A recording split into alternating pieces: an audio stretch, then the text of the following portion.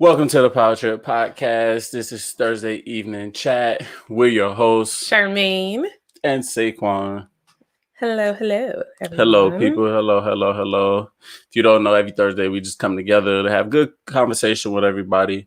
We like to bring people together so that we can cover controversial topics with each other. Mm-hmm. This way, we can expand people's perspectives, build great families, and you get to understand other people within your community, and overall just these conversations just going to help build a better us. Yes.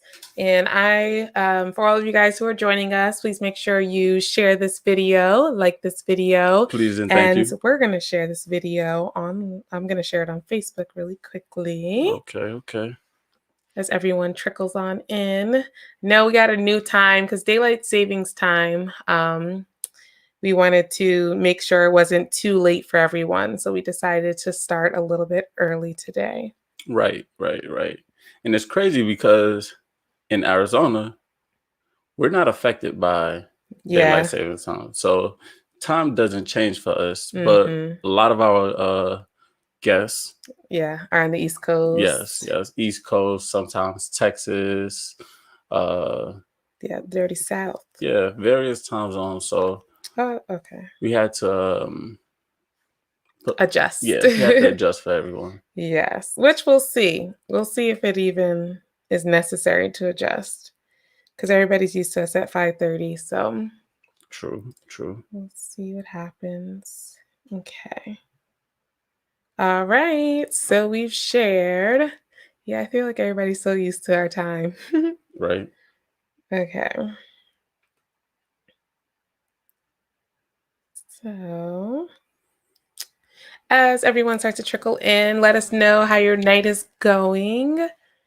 And we will. We're frozen. All right. Hey. So thanks for joining us. Okay. So, as everyone trickles in, let us know how your night is going. We have, of course, some wonderful topics to discuss tonight. Like always. Oh, no. So we could do just the internet? Huh? No, I got it right here. Okay. Alrighty. So, let's see. Everybody to understand or whatever, just because they raise. Is that me? I don't know. Okay. All right, let me text people. I don't think so. And I tried, the funny thing is, typically we do our Thursday evening chats at 5:30 Eastern time. Yeah, I noticed you put a... Oh, you seen it? Oh, yeah, because you're in the text. Yeah. Okay, I'm just going to text people. We're live. Come and join. Let's see. Yeah, because I was like, I don't think people may pay attention to that. So I was like, let me let them know. Maybe not.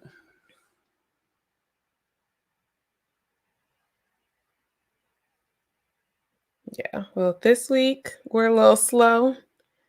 Then we're going back to our 5:30. East Coasters, y'all gonna have to just hang with us for the nights. Yeah, because they might have to, yeah, they're just gonna have to hang for a little bit. We be up though. Yeah. Cause what?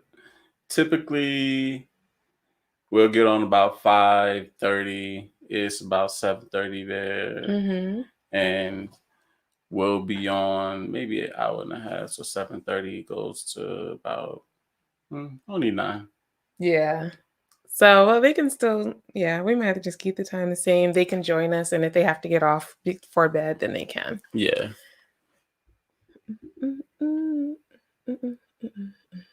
I wish we would have known ahead of time, so we could have said something last week. Oh, yeah. That's true. We didn't even think about it. Nah. All right. Well, while people trickle in, you want to play the video since I haven't seen it? Do you want to play the video or do you want to? Okay. Because everything has a video anyway. Oh, which one did you want to go over first? Hi, whoever just joined us. Hola. Okay, they wrote a comment. Let's see who are. Hey, Boobies. Hey, what's up, Janae? Thanks for joining. Okay, Boobie, let us ask you, since you are our East Coaster, do you think keeping it at 5:30 our time, which is 8? Hey, Cousin Let. Hey, what's up, Cousin Let? Do you guys think we changed it to be a little bit earlier because of daylight savings time? Mm-hmm. So we were trying to be considerate of people who are on the East Coast, and we didn't want it to be like too late that you guys had to join us.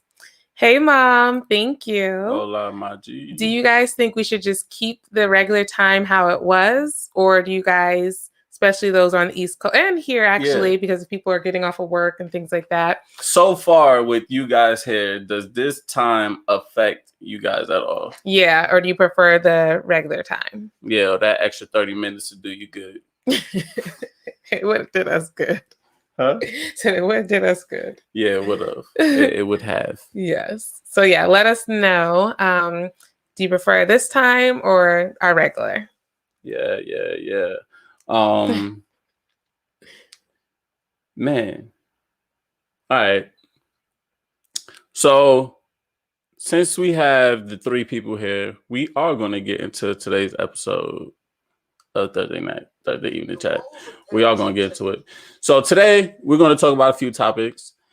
Our 3 topics for today. Oh, regular time. Mm-hmm. Okay.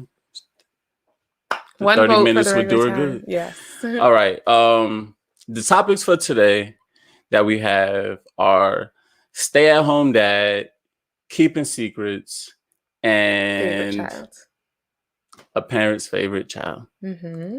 Those are our topics, and we're going to add on one. And to start with, we're going to talk about either it's fine for me, honestly, but if the majority wants earlier, I can do that.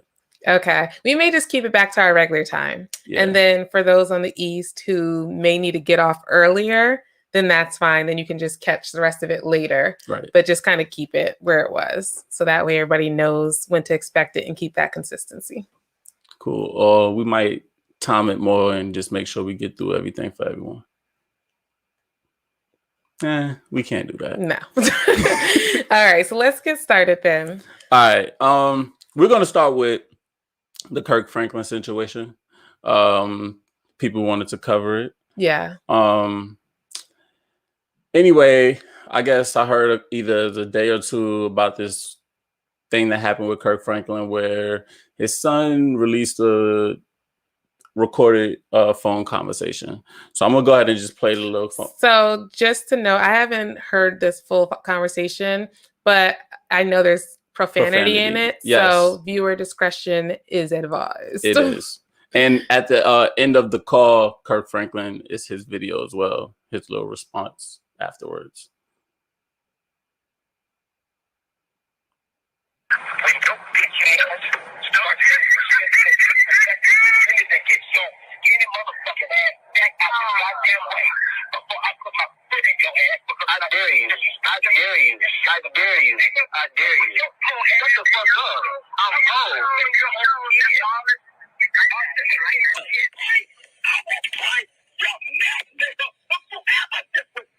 I did it.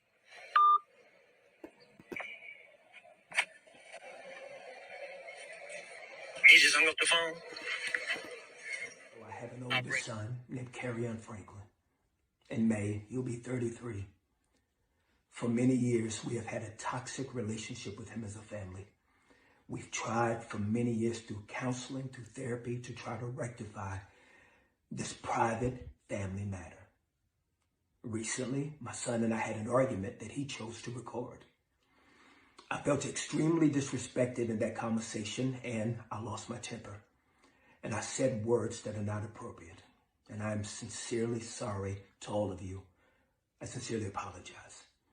I want you to know as a father that during that conversation, I called the family therapist and got that therapist on the phone to try to help. He never played that part of the recording.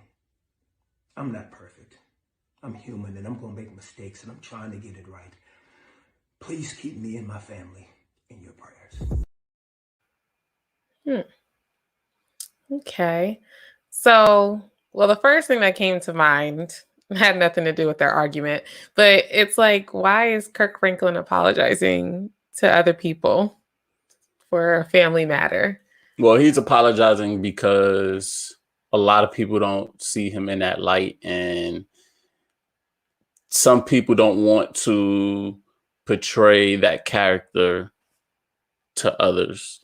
You understand? He was cursing and told his son he would break his neck. Some people don't. I mean, yeah. Yeah. I mean, I understand that, but it's like you're apologizing to the public. Like the conversation, like him and his son, of course, need to have it. And granted, it was something that was just in-house that became public because his son decided to record it and post it. But to me, it's just like, I feel like a lot of times celebrities always apologize to people. Like if I offended you, how I talked to so-and-so, but it's just like, why? I don't know. To me, yeah, that was just kind of a side note. I just think it's really interesting that we're in the day and age where people always have to apologize to others for things that are really nobody else's business. But anyway, okay. I mean, I guess I get what you're saying. But yeah, I think he just taking also the responsibility that he might mean something to people. I mean, yeah, he's a role model, and I guess being a celebrity comes with that. Yeah, so I get that too. All right, but I wanted to play that, and then also your mother sent us a video that I watched. I wanted to go ahead and play a piece of that as well. Okay, and I didn't see this one yet either. So all right, so here we go. In your house, that don't mean they're gonna turn out the way that you would like for them to turn out. Some of them start to develop a sense of entitlement, and they start to go left, and they'll go left on you. And I want to tell all you adult parents out here, man, you don't have to put up with these grown children stuff. And I want you to understand, man, it ain't about giving them something. You cannot overcompensate for father not being there or overcompensate for the mother not being there by giving them everything, because what you're doing is creating monsters. Right. When they become disrespectful, when they start talking to you like you crazy or whatever, you need to use this button on your phone called the block button. You don't let everybody experience your great presence. Give them an opportunity to look at all the kids that's out here who had to sit on the front row while their mama lay in the casket before they got to high school.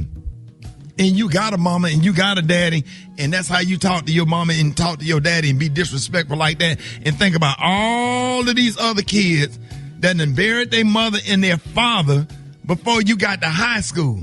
Imagine the trauma of them rolling your mama or your daddy casket out of that church when you was in middle school. Right? And you got a daddy? You got a daddy that will give you counseling and will give you some love, that will do something for you, that did buy you a piece of used car when you got 16, like I did. Never bought a new one, but you got a piece of used one. And some of you can raise 20 of them. 20 of them. And they only, and some of them will come back, won't even speak to you and get mad at you if you're a public figure, if you got a job on the news or you work at ESPN or you blessed enough to be a public figure, that they have benefited their whole life. They done went to Chuck E. Cheese. They done went to the fair. They done went to Busch Gardens and Islands of Adventure. You done took them to the beach. And then when they get mad, they want to record a conversation and put you out there. And to Kirk Franklin's son, how is that working out for you today? Because I don't think nobody's rolling with you to do that to your father, who have blessed so many people. And he is a human being. This is just not about Kurt. This is just about the adult and the entitled. Learn how to cut people off. Put all your energy towards that 12-year-old and 15-year-old in your house that's trying to do something. All the energy toward them nephews that don't have a father, or them nieces and nephews that don't have a mother and a father that just appreciate every single little thing that you do for them. Yes. Put all that energy. Stop trying just because they're your biological. You know how many people in the cemetery right now that has been killed by their kids? Ooh. Come on, dog. Come on, man. The two brothers over there in Atlanta and sat up there and tried to kill their parents where they can get insurance money. Ooh, you got to cut these Negroes off.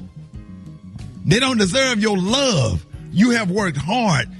You have made sacrifices. They got braces on their mouth and put braces in their mouth where their teeth could be straight and your teeth need to be fixed. All right, you better talk. You ain't got to tell me. I'll never forget Dr. Floretta Jemison pulled me up, grabbed me by my shirt, told my mama to step out. I had an attitude that day, and that lady pulled me up to her face, and gritted her teeth at me and said, if you don't get yourself together, I'll punch you in your chest. And your mom, and she said, your mama sitting here need to get her own teeth fixed, and she in here trying to scrap up some money to get you a retainer. You can't even afford braces. She said, come in here with an attitude again. And Mr. Kelly down at Kelly's barbershop take me to the side of that barbershop. Be about to tear me up. Yes, sir. Cut them off, parents. Cut them off. Blood, whoever said blood is thicker than water is the biggest lie ever been told. Ooh. It's people that's not related to you will show you more love and respect than your own biological kids, yes, or Lord. Nieces or nephews or cousins or mamas or daddy. Family is what people who you surround yourself with that give you love and affection. That's your family. Amen. You get to create your family. You don't get to choose who's in your family, who you biologically related to, but you get to create who you surround yourself with. You ain't got to go to the funeral. If somebody died, you feel uncomfortable, you don't have a relationship with that person, nobody in the family, like, what you going for? Send a flower, sign the book, go to the funeral home, sign the book, in now, boom, boom, boom, boom. Take your kids to the beach. You got to sit up there and be around folks that don't like you and mistreat you like you a dog. You are loved. Yes. You forget about the little lady that send you a little uplifting email every week at work. That sweet old lady that speak to you when you walk in the building. There you God giving you what you need. There your grandmama right there. Miss Pat, Miss Janie. I ain't got no grandparents. They dead and gone. I can go to Miss Janie's house and sit at her table and eat some whatever she cook and argue and get cussed out and everything else because I know it come from a good place. Stop kissing these kids' ass just because they're yours or trying to overcompensate for their lack of a father not being there, a mother not be there. Love who love you. Love yourself enough to not to get disrespected by no Negro, whether they're yours or not. Cut them off. Stop gracing people with your presence and being kind to folks that mistreat you and don't love you and that will get out there and mistreat you. I can write a whole book on stuff like that. You teach people how to treat you, bro. And you know what's funny, Rob? Yes, sir. The only people that don't speak to you are only people that you have helped. Yeah. Yes. People that you ain't did nothing for. Yeah. Love you to death. You ain't bought them nothing. You ain't sent them nothing or whatever. And then people that you have made personal sacrifices for. Ooh, stood on stage and did 3 shows in a comedy club. And you done did radio that morning and you got 3 shows at the Improv or whatever to pay tuition only to get disrespected and call all kind of FNs. Wow. Come on, dog. I understand, You're Kurt just Franklin. trying. As a parent, you're just trying. You're Come trying. on. And that's what they don't understand. You did your best. If You're it- doing your best. And Especially that's all you can do, and that's all you owe them. That's it. That's It's it. so wrong of Kurt Franklin's son, too, to try to ruin his whole career and everything that he stood for and worked hard for to make sure his kids ate and his kids was good. For him to put something out there like that, it's disgusting. I'm gonna tell y'all parents this. Stop giving them so much. Focus on giving kids more of what we had as opposed to what we did not have. All right, now. That's how we creating these little monsters. It's the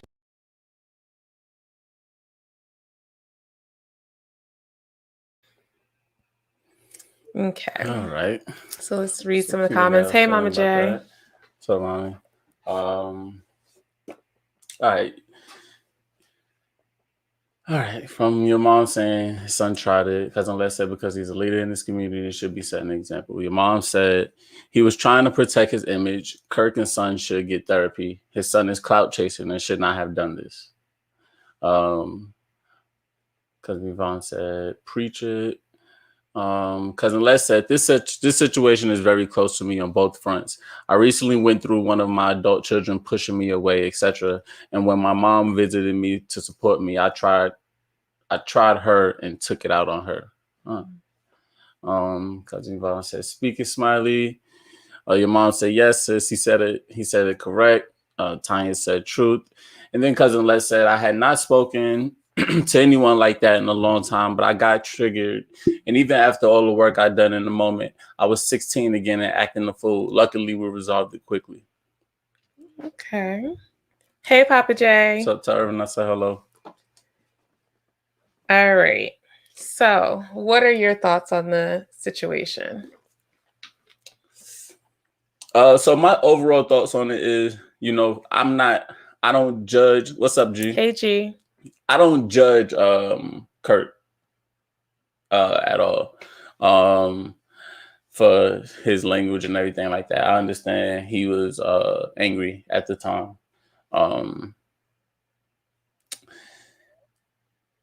I do think that, he did say a lot. Mm-hmm. He said a lot that I don't think that anyone should say to anybody. Mm-hmm. But I I'm not going to judge because I do understand that he was angry. So sometimes anger can take you out of character. Mm-hmm.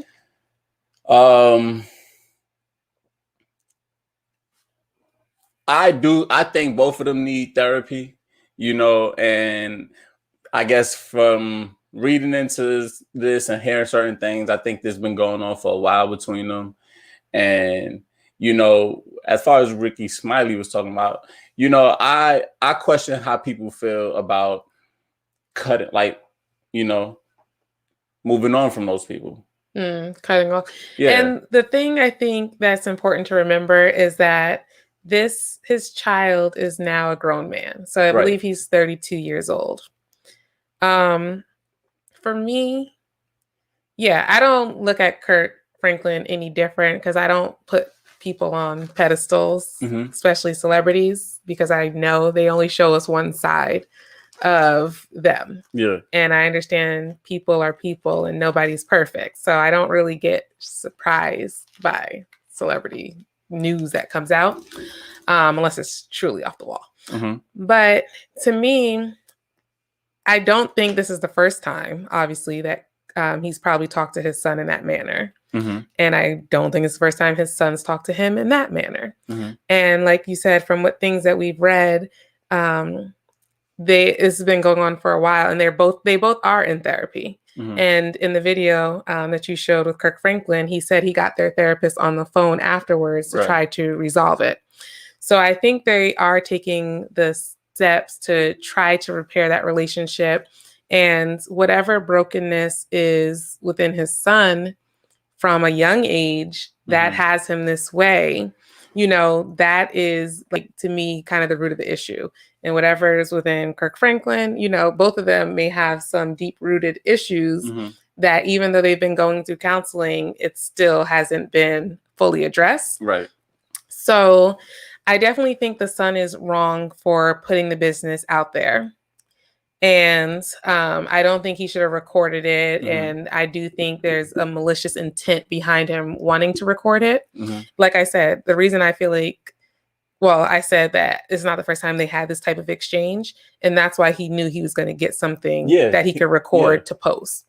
So it was going to be worth it. Right. So because it's a lot of people put these celebrities on a pedestal and they view them in a certain light. So he knew this was going to say, oh, you think you know who my dad is? Mm-hmm. Well, this is a side of him that you don't know. Yeah. So it backfired on him. Yeah, because a lot of people obviously know, they could hear the anger and the hurt in Kirk Franklin's voice as well. Yeah. And so obviously you're doing things disrespectful, and the fact that you recorded it, everybody knows it's malicious intent. Right. And to me, like we've talked about on this podcast time and time again, like, family should get your best treatment. Right.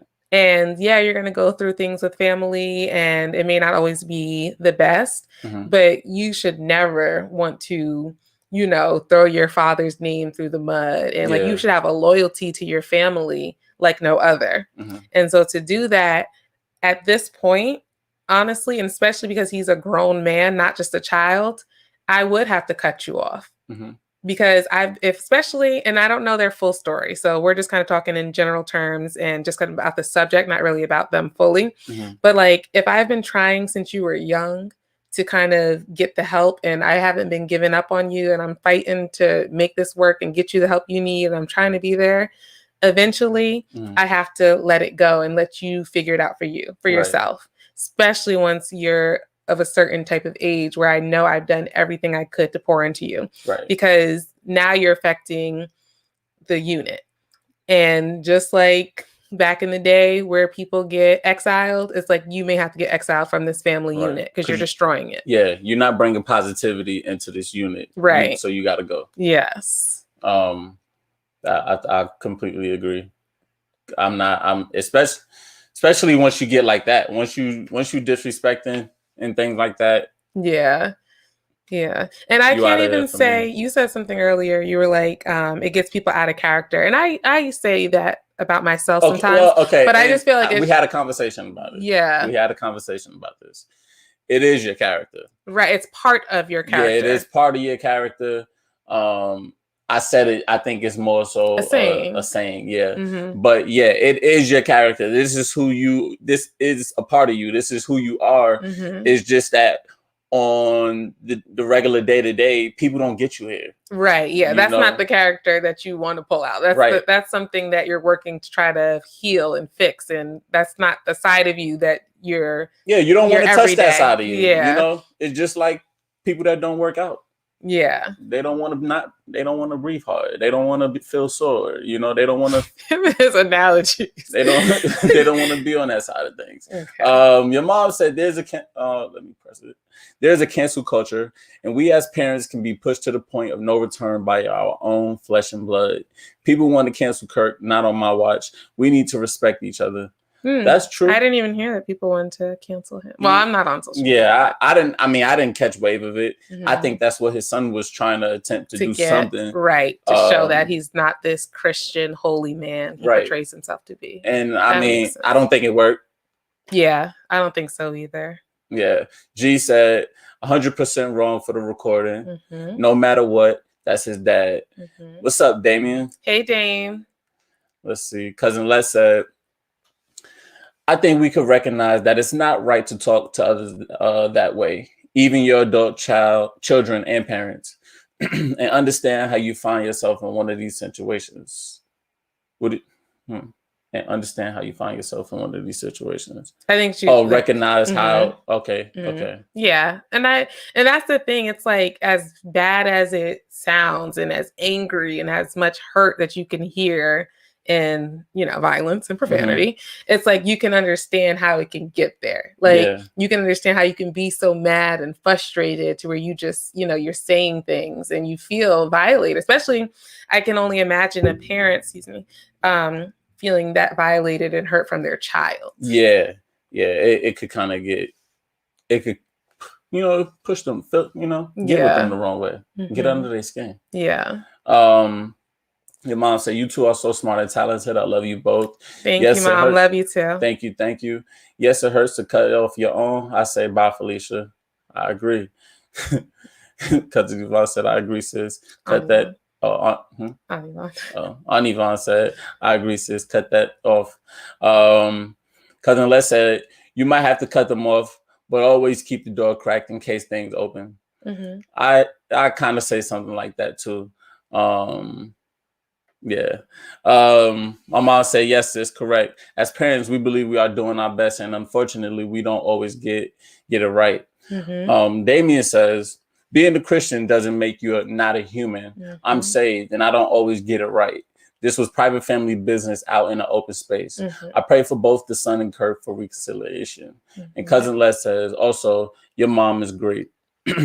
Your mom is a great TT. When my child was putting me through it, she was constantly checking on me. Cherish her. Love it. And I cherish her. So I guess from what Cousin Les said, I agree. It is good to keep the door cracked. I say it's like you make a unique door for yourself.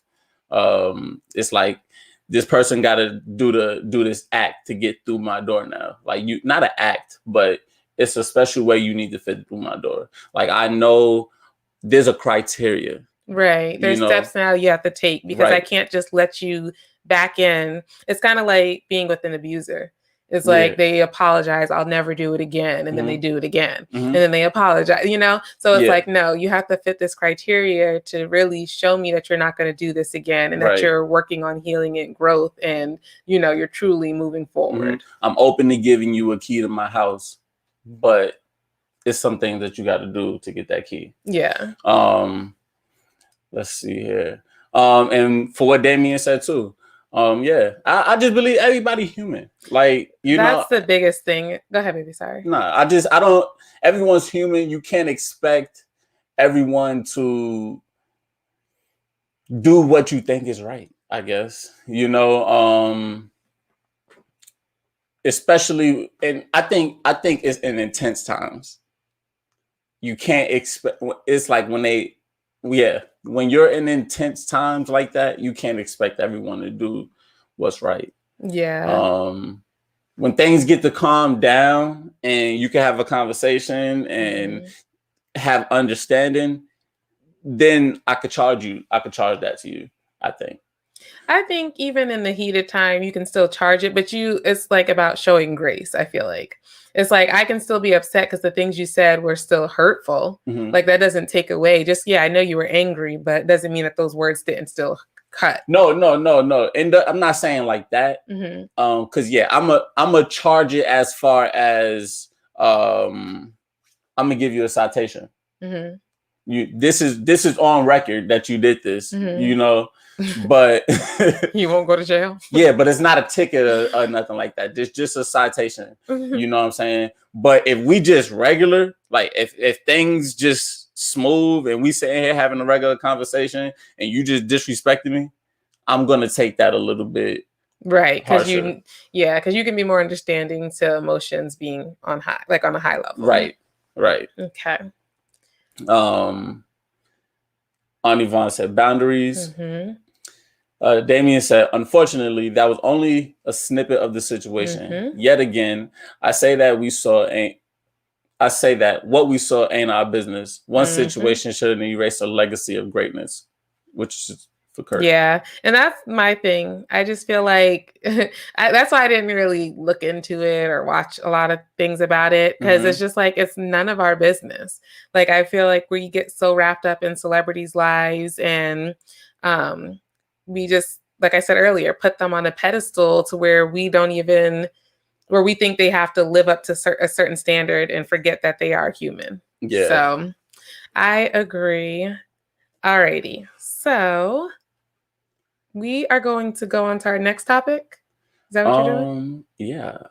I was just trying to upload the video, but it's got me. Okay. Oh, I know why I was doing it. So we are going to go on to our next topic, and we want to talk about parents having a favorite child. So we got a lot of parents in the comment section. Do you guys feel like as children, your parents, like out of your siblings, that your parents chose a favorite? And then because you are parents, some of you, do you feel like you had a favorite? And then all those who aren't parents, you can say if you felt like you're between your siblings, if your parents had a favorite. Let me ask you, do you think that your parents had a favorite? So growing up, I didn't feel that way. Now, JetBlue stands by the question saying... Okay. So no, growing up, I didn't feel like they showed favoritism to anybody. Like I did get a lot of great things. But I always looked at it in my head like I did well in school. I didn't get in trouble. So it was like, I was just, these are just things. That's what they would tell me too. It's like, you're getting a shopping spree because you did good in school. So to me growing up, I didn't feel like there was favoritism. As I got older and just having conversation with my siblings, they definitely felt like there was favoritism. And I think, so for me personally, like younger, I didn't see it. As I got older, I don't even know if I would say it's like favoritism. But I guess because to me, okay, it's like I can understand why a parent would favor a certain child. not to like say they dislike any children, but I can understand like if you get along with a child or a child reminds you of yourself or you share the same values or, you know, like that child's just easier to raise. I think like, okay, like a teacher in your classroom, there may be just one child who kind of sticks out. Like there's something about their personality. They're easygoing. They do their work. They don't, you know, they don't give you as much pushback as the other children in the classroom. Like, wouldn't you like just have a little more smile on your face when you see that child? Like, you know, like, so I can understand that mindset, but I don't think that it should be to the point like where you treat other children differently, even though like one child you may feel a closer connection with. So that's why I don't necessarily know if it's favoritism, but it's like you may feel like a closer connection to a certain child. Okay. But I don't have children, so I don't know. So to answer the question. What? Today. Do I feel like there's some favoritism? Yes. Out of everything that you said. Yeah, I'd say a little bit. Okay. Yeah. Okay. Let's read a little bit real quick. Okay. Damien said, absolutely, my mama has a favorite. Okay. Who is it? How many siblings do you have and who is it? Because let's say y'all trying to get me in trouble, laugh out loud. So you have a favorite. My mother said, I don't think it's about choosing a favorite, but having a child who can test your last nerve. Then it may seem that way. Okay. Your mom said, watch it, Dolly. Damien said, I felt it. I watched it and others were aware of it. Damien, you ain't it, bruh. I def was not the favorite, is what cousin Les said. Okay. And Damien said, Letty, I feel your pain. Okay. So that's good though. Well, not good. But for those of you who felt like you weren't the favorite, like how did that make you feel? Like for the person not being the favorite and seeing how your sibling was, you know, obviously you thought there was a sibling who was the favorite. Do you guys feel like that sibling got better treatment? Did you feel that it affected you in any type of way? Excuse her. Okay, there you go. And then, honey, what about you? Do you feel like your mother and father had favorites? Did they have favorites? I think I would say yes. But it's weird. I don't think it's like a forever favorite for us. You get what I'm saying? Like, like my brother, right? He was the baby, you know what I'm saying? But we all could like time when that's done. So there's like a period of favoritism. Yeah. For the youngest person. Yes. Okay. Now, I do think that what's up with all the blurriness? Sorry. I do. Maybe your shirt. It's like oh yeah. I do think that you're fine. No, you're fine.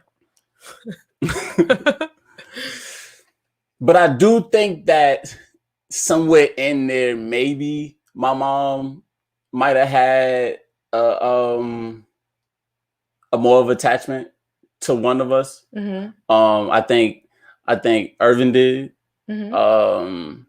But I also think it's based on relationship with the child. Like, so me and Irvin's relationship wouldn't have been the same as CJ and his. Even though he could probably still get on his last nerve, I don't think that.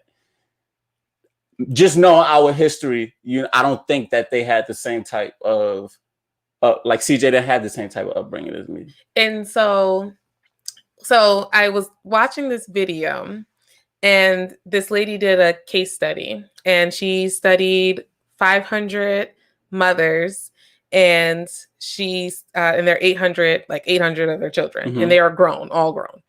And something that she noted was typically the first child is never the favorite.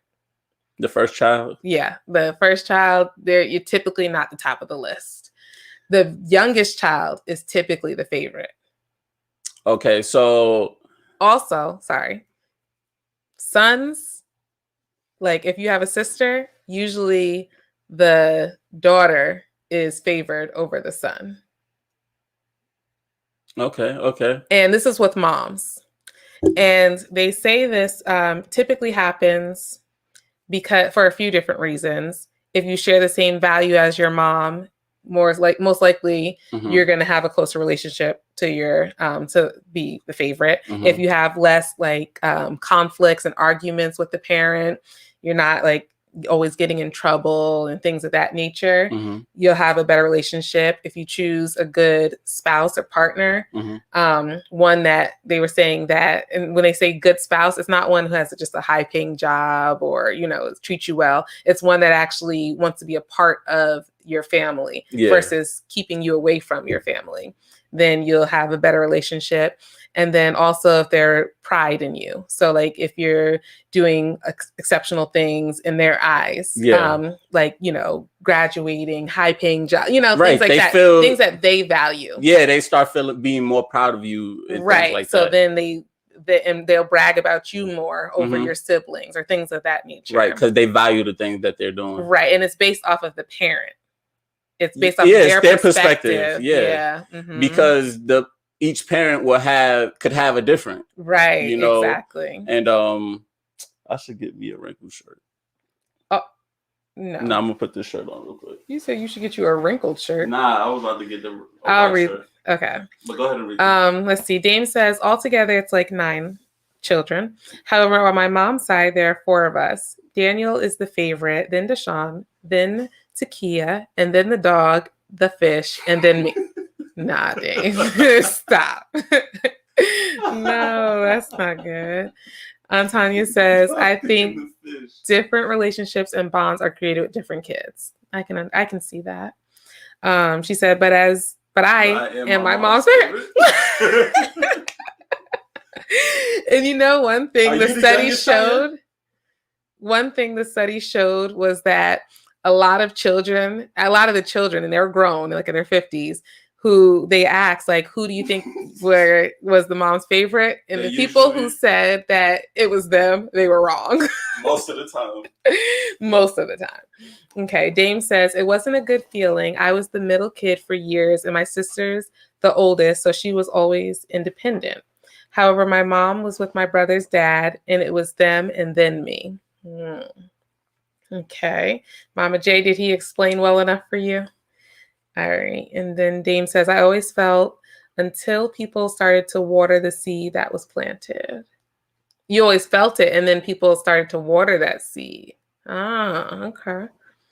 And then you want to read what Cousin Les said? Cousin Les said, I don't have a favorite. I love my kids equally, but differently because they are different.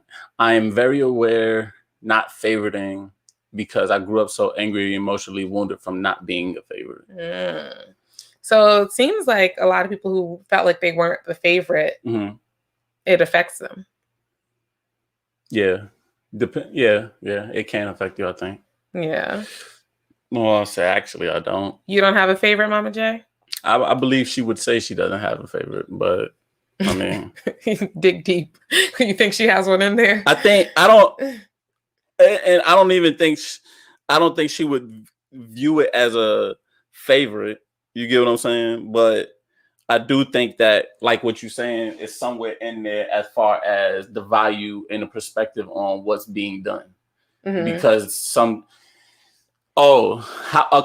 it's kind of like we were talking about earlier. When that child starts to could possibly be closest to them, you know what I'm saying? There's those similarities that I think you can see from the outside looking in, you could see. But like I said, I don't necessarily know if it's a favorite. That's what I said. I don't really think it's favoritism. I think it's a certain connection you have with a certain child. Yeah, and also those stats, you get what I'm saying? The stats, I feel like, I don't know. I feel like when I had 3 siblings, it was a point where I felt favored.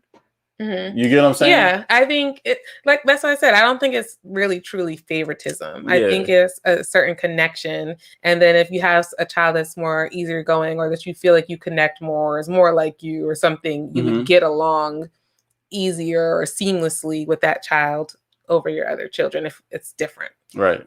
Okay. You want to read Dame says? Damien says, now on my dad's side, I don't think he has one. But if both my parents were smart, they would make me their favorite. I'm the responsible kid. There might be truth to that study because Daniel was the baby for like 9 years and he was a trip. Okay. I believe you're right, Dr. Charmaine. Cousin Let says, nah, I have accomplished so much and still not the favorite. Tears. And that's the thing. It's based off of the parents' perspective. So what in their eyes is accomplishment? What in their eyes is excelling? So in the study, they were saying like one mother, her daughter like graduated with a good degree, got a great job, but then went back to school for another degree and another job, and then went back to school for another degree and another job. And they were looking at the daughter like, you had a good job the first time. Why do you keep doing that? You don't want to be stable. Yeah. But then there was another parent who was the total opposite. Her daughter graduated, had a great job, and kept that job for 20 years. And she's like, well, what's wrong with her? Why would she keep the job for 20 years? She doesn't want to excel and do anything else. Right. So it really is off of what your parent deems as greatness for them to be proud in. Mm-hmm. Damien says, cousin, I feel your pain. Hey, Ciasia. What's up, Ciasia? My mom said it definitely affects you. Mm-hmm. Damien says, the parents always say they love equally. They lying. Mm-hmm. They are. The lady, we watched the video where the lady starts saying like, the more you ask and you let them keep talking, they start saying, but you know, there's something about that child right there. Yeah. My mom says, I really don't. Cousin Let says, Damien, I wonder what the numbers say about the one who was the underdog, being the overachiever, just trying to get some love. That's a good point. Mm-hmm. And that's something to think about too, is like when you have a child who acts out a lot, and you know how like they say some children just really want attention. Right. So if like, for example, if you have like an athlete and as one of your children, then you have just maybe a little nerdy McGurdy. Mm-hmm. And then you have a child who's just not social and just stays in the house. You may be always doing sport events for the athlete. So you guys are always going, supporting that child, celebrating that child. Nerd McGurd may have little science fairs and little experiments and things that you may be going and supporting. They may be winning little spelling bees and stuff. So they get their achievements. Yeah. Then you got the child who's just in the house, stays to themselves, doesn't want to do anything. So then they may feel like nothing ever surrounds them. They're never being celebrated, and they don't get any one-on-one time and attention. Right. So then that child may end up feeling, unloved or not, cherished. And they said also that for such and such. Right. And they also say that those children who aren't the favorites or don't feel like they're the favorites, they're more likely to be addicted to like alcohol and drugs and have depression. Mm-hmm. Okay. Let's see. Mama J says. So who would you say is the favorite? That's for you. I know. Like I said, well, right now, right now we at a stalemate. Like everything not a stalemate. So there's no favorite right now, then. But I don't think right now it's a favorite. Like I could honestly say that. Okay. But CJ was the favorite for a while. Yeah, he was holding it down for a while. You guys had secret handshakes and all.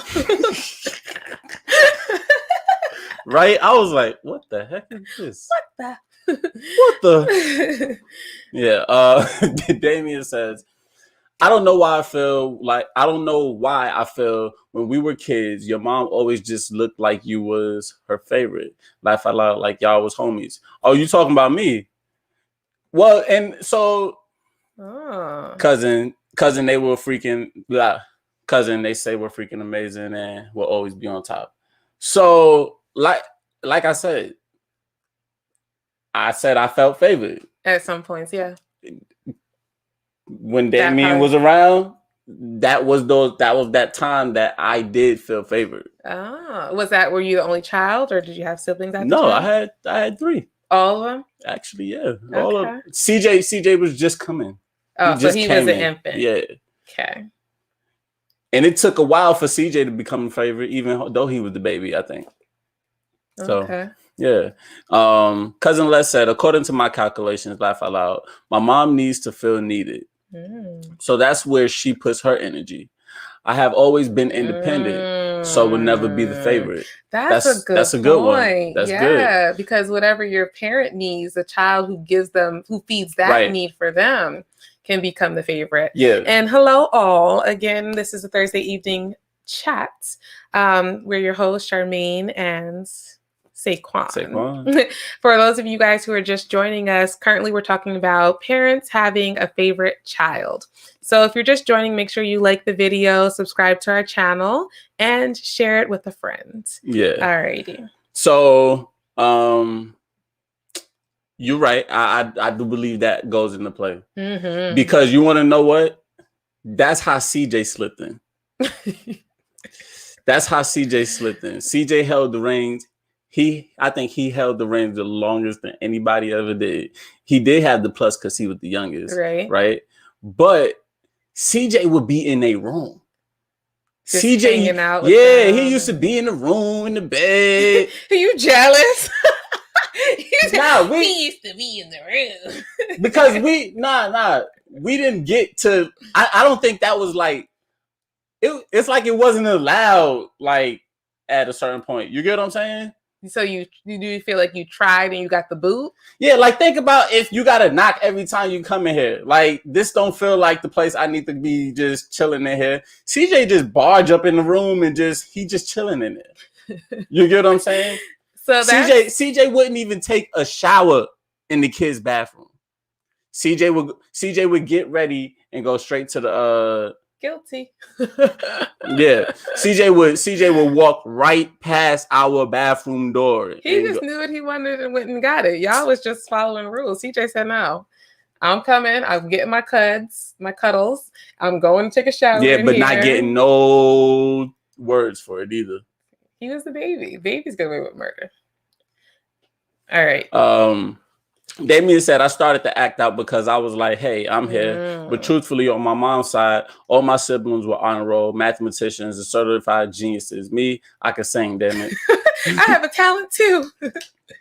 Hey, and that's the thing. It's like you really have to appreciate each child for who they are. And you can't have expectations. This is one thing I learned with being in a sorority. And, my line, so the women I came into the sorority with, like we got so many compliments and we were just special, different, like combination of people. Yeah. And then it was like bringing in other people and expecting them to live up to our expectations. You can't do it. You're gonna be disappointed if you expect your children all to live up to a certain standard. You really have to love and appreciate each child for their own special gifts and bring out those gifts in each child. Yeah. Which I pray we do. Man, I think about it. I don't think one of my siblings acted out. Yeah. David says, I can tap, I can draw, laugh out loud. I wasn't on the honor roll, but I sung for the symbol. Yes, I would have been front row. Go, dang, that's my baby. Yeah, you would. You know it. For my nieces and nephews, listen, everybody knows me. Running up and down the field, flag football. Acting a fool on that sideline. Listen, I feel like our children are going to feel like they won the lottery every time they do something small or big. I believe so. Yeah. So my mom said, Papa J said, who was his favorite? Who was Irvin's favorite? I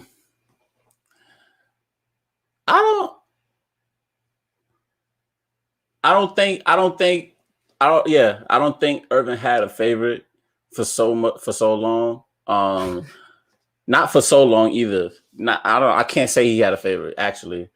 But from the outside looking in, when Emily would come around, it would seem like she the favorite. Really? But, I mean, yeah, because to a certain extent, it's like she getting more attention because she's not around all the time. Right. So he's trying to make up for some time. Yeah, but it would almost seem like attention because it's being that she not around that much, right? The excitement level will go here. Right.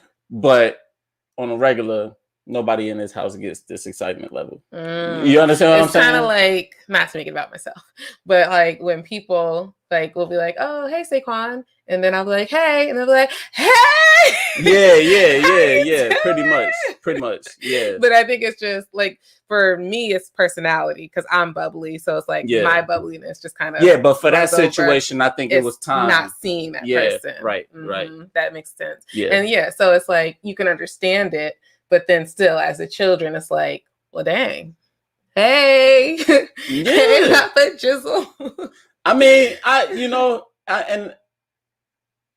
I guess, and the thing about it, I don't even think I acted out about it or nothing like that. It was just a thought.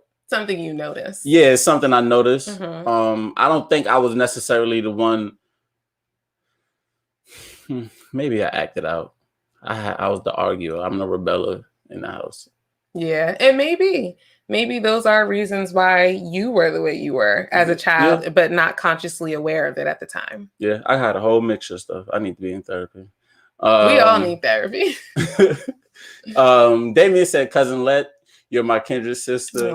My G says, "Great point, Let."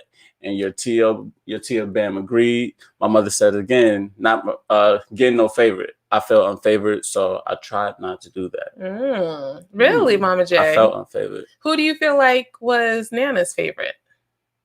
That's a good question. CJ was the baby. I mean, the babies. And I don't know if it's like just because after you have so many children that parents just get more laxed and they've done this a few times. They're less worried because, like parents will say, okay, with the first child, I was just like, oh my gosh, don't eat anything off the floor, like super just on it. And then after, 2 children, 3 children, they're just like, listen, let them do what they're going to do. Like it just changes. Certain things change. Certain things. Because you would think after 4 kids, they would believe that CJ could climb the counters when he was climbing the counters, and they didn't. So... Clearly, he still needs to heal. He needs to heal from that. They didn't believe me. But Danny said, right, with the favorites, they could damn right slap your moms on the butt and call her Patty. What's for dinner?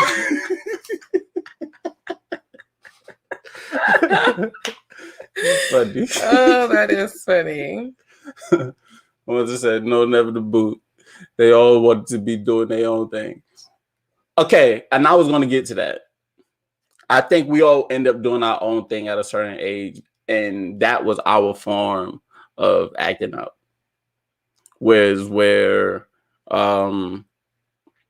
And I think today we kind of do it. I think like we got to this age where we didn't necessarily focus a lot on the home, like the family, like being happy with each other and things like that, and this came from being, when we were loud, we got separated in the house or something like that. And, we just went outside. Do you think though, at like a certain age, children naturally though want their kind of independence and want to hang out with their own friends and, kind of separate naturally? Even though certain things in the family may happen. But do you think like it's also a natural transition for children?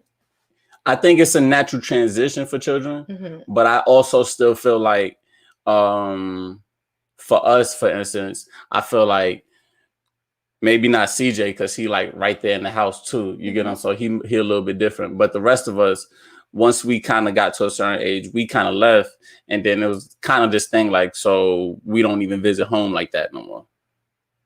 You understand what I'm saying?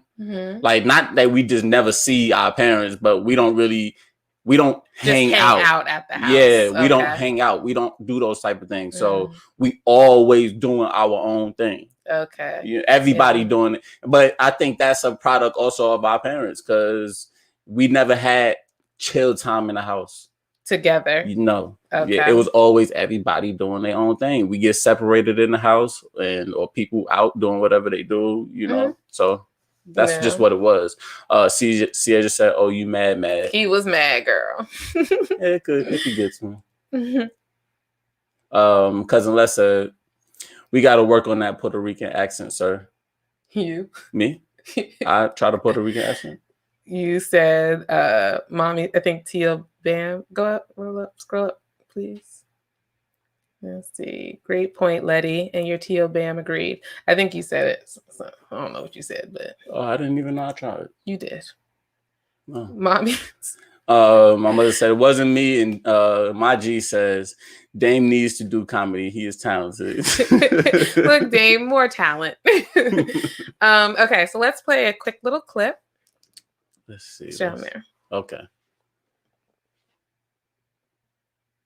They have a favorite child, and studies have shown that parents do favor at least show favoritism over their children. So the question is JetBlue, should this a question that JetBlue should be asking? And do y'all think the truth is? And are you a favorite child? No. I think that's wrong. It is not wrong because it's true. I disagree. No. Yep. Every parent. You may not, it doesn't mean you love one more than the other. It means that you just sometimes have seasonal favorites because this one's being a little punk. That's the problem. It's seasonal. And the issue with it being seasonal is this is your password that can't change. Like, tomorrow my mom loves my sister more than me. Today we cool. Like, I mean, I just think that it's hard to remember if it changes every so often. I would feel guilty even answering that question. Well, you're the mom here. You could really tell us. Tamara. You feel bad? What? Tamara. You're not going to do it? Okay, Tamara. What is the name of the show? The Real. Okay, so keep it real. Sometimes you have a favorite kid. No. But it switches. This is the thing. Tamara, I asked you this before. I asked you this before. No. I figured it out. Okay. Okay. First of all, I would answer the question with both of their names. I would put, like, Aiden and Naria. Aiden and Araya. Oh, okay? that's smart. Because, no, you guys, seriously, I think my mom has a favorite. Who you think it is? It's Taj. Everybody knows. Yeah. See? Everybody knows. Taj He is knows my it. favorite, too. We're cool with it. He's my favorite, too. Taj is awesome. I mean, it is what it is. But no. Ooh, I'm going to get in trouble.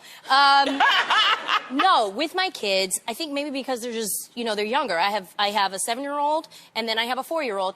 I love them equally. I just love them for different reasons. So Aiden, he's my love bug. Like, I just like to cuddle with him. He loves his mama. And Araya, she's just cool. Okay. Like, I like hanging out. You're not going to get me in trouble, You're going to Jeannie. go on a trip around the world. You only have one seat beside you. The other kid is going to go safely with Adam. Do this. You got one seat beside you on a can't trip do around this. the world.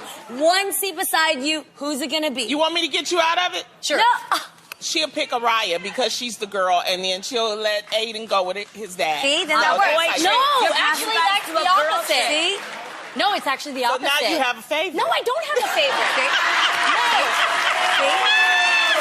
I told you. I told you. No, I you told guys. you. No, Oh, it's go ahead, actually explain, who babe. would want to sit by me. Yes. Aiden, we actually asked So him you're this. 'cause the we tried- favorite parent. Yeah, I think so. It's all bad. It's all bad. Aiden will want to fly with me, sit by me, Yeah. and Araya will want to be with her dad because she's a daddy's girl, and Aiden's a mommy's girl. Doesn't mean they love me more. Fine. I mean, a mommy's boy. So are you saying you can have favorite things or you can't have favorite things because you look at them all like Jesus does, like he loves all of his children? No, be There real. are parents who have a favorite. I'm saying for me, I don't. Because my mama, I know my brother was the favorite because she would get him better gifts and talk to him and stuff. So you know that. But you know what? It makes you stronger when you're not the favorite. That's right. Okay? Same with You're Mama the Mai. underdog. Mama Mai says all the time. underdog. Who's your Mama Mai says all the time.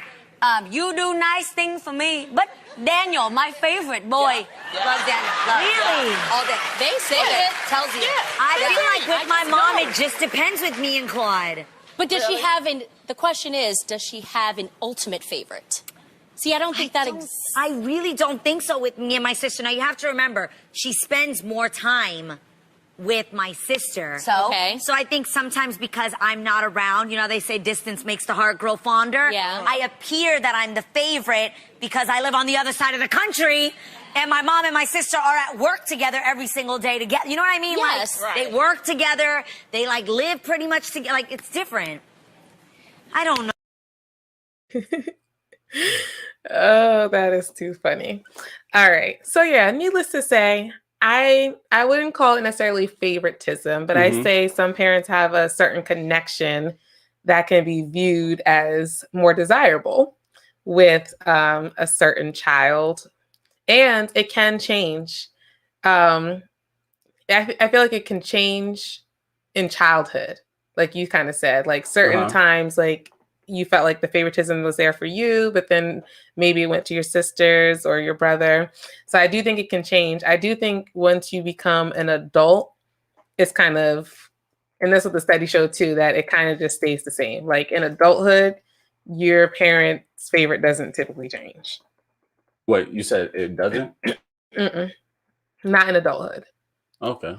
All right. So now let's move on to our next topic. So we wanted to, Dame, this is for you. Yeah, we had to keep it going. Yes. So we wanted to talk about stay-at-home dads. And so for all of our guests, what do you guys think? Would you be okay? So ladies, would you be okay with your man staying at home while you go out and get the bacon and they're home with the children? And then fellas, would you ever feel comfortable being a stay-at-home dad while your lady is out and about making things do what it do? Yes. So let us know in the comments. Mommy said, who went to Europe, my little angel? It was me. Italy, France, and England. Spoiled. With the people, the ambassadors. I mean, that was a great experience. All right. So we're going to go ahead and play this little clip for you guys real quick. Well, yeah, write in the comments, and then we're going to play this funny clip. Parents have changed dramatically in recent years. Now, studies show that there are about 1.7 million stay-at-home dads in America. Where's their screen? The traditional double standard is stay-at-home moms are applauded, whereas stay-at-home dads are judged. So, in 2015, are we still okay with this, Juanita? Because you're a stay-at-home mom. Yes, I am a stay-at-home mom by choice.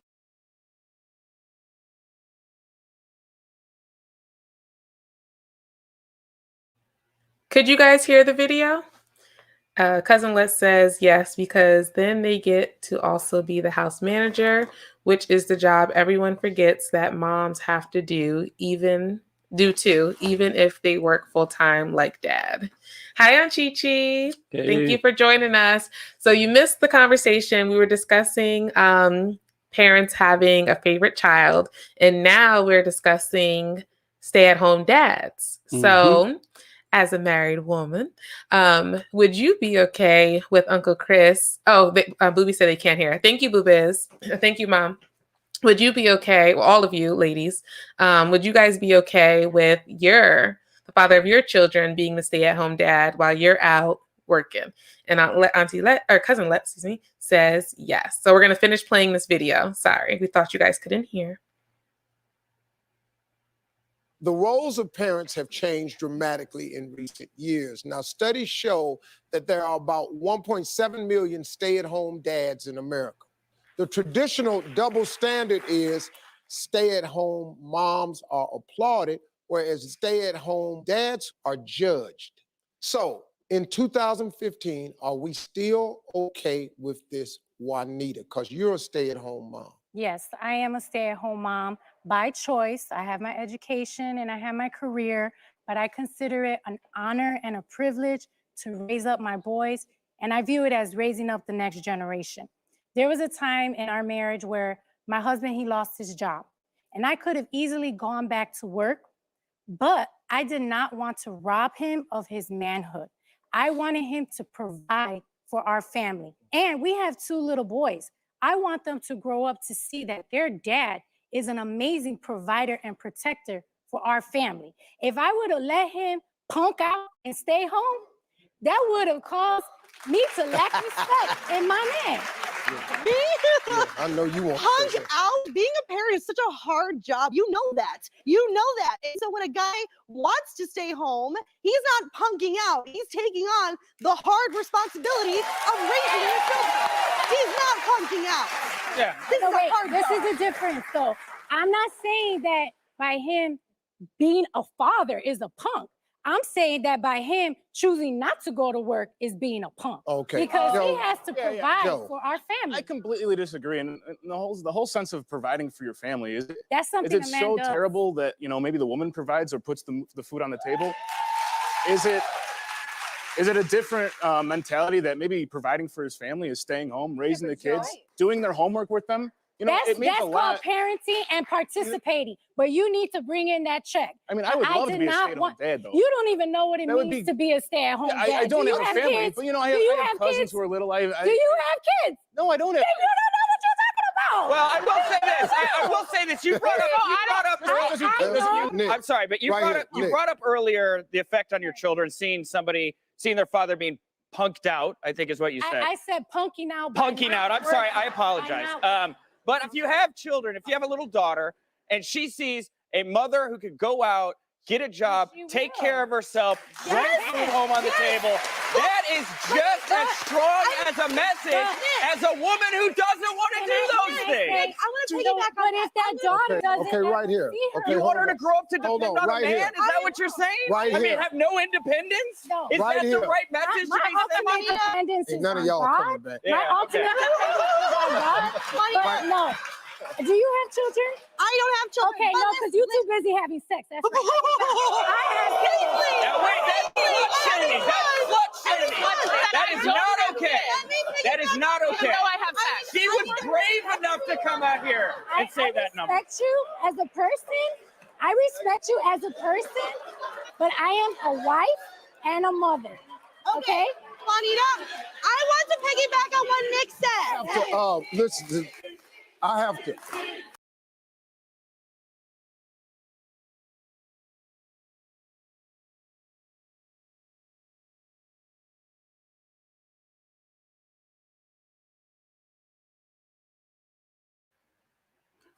Are you guys here? Did it stop streaming for you guys? Okay. Yeah. So, we played the clip a little too long and we got the boot. Yeah. Let's remove it. It's still playing. I wonder, can they hear us though? You could go ahead and remove just press that right there. You can't do it that way. It's a screen share. Hello? I don't know if they can hear us. Oh. You could probably write in there. Okay. Can you guys hear us? They're not going to be able to hear us. So just... Okay.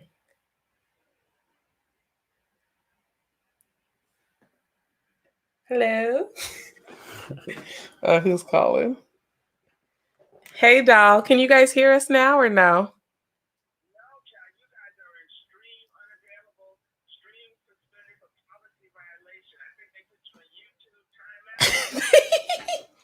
I didn't know they'd get us for copywriting. Okay, let's see. You're not even monetized, though. Yeah, we're not even the big boys yet.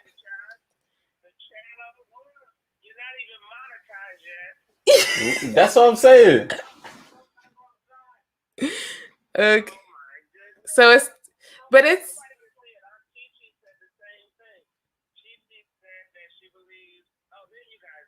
Oh, you guys can see us now? Yeah, they've had to wait till we stop streaming. Okay. All right, thank you, Ma. Love you. Okay, are we back? Okay, well, this never happened to us before. I guess they caught on to our clip playing. Nah, I know exactly what it was. It's because it was a screen share. It wasn't versus uploading. Okay. It wasn't. Well, let's not. We don't want them finding out our secrets. Not you guys, YouTube. All right. So anyway, stay-at-home dads. So let's go back and see. Busted. All righty. So yes, we did get copyrighted. All right. So Booby, right. go ahead, honey. So Janae said Sylvester will be a stay-at-home dad. Okay. Cousin Let said, "You're raising your kid. Raising your kid is not punking out, Lordy. Tell me about it." My G says, "I would. Poppy is a great cook. I will hire someone to clean. I work from home, and I will put the money in our community pot, and he will serve me dessert from behind closed doors. We love ice cream and watching TV shows. Way to together. clean it up." Okay. So, let me remove that. What? That. So, honey, you want to go first or me?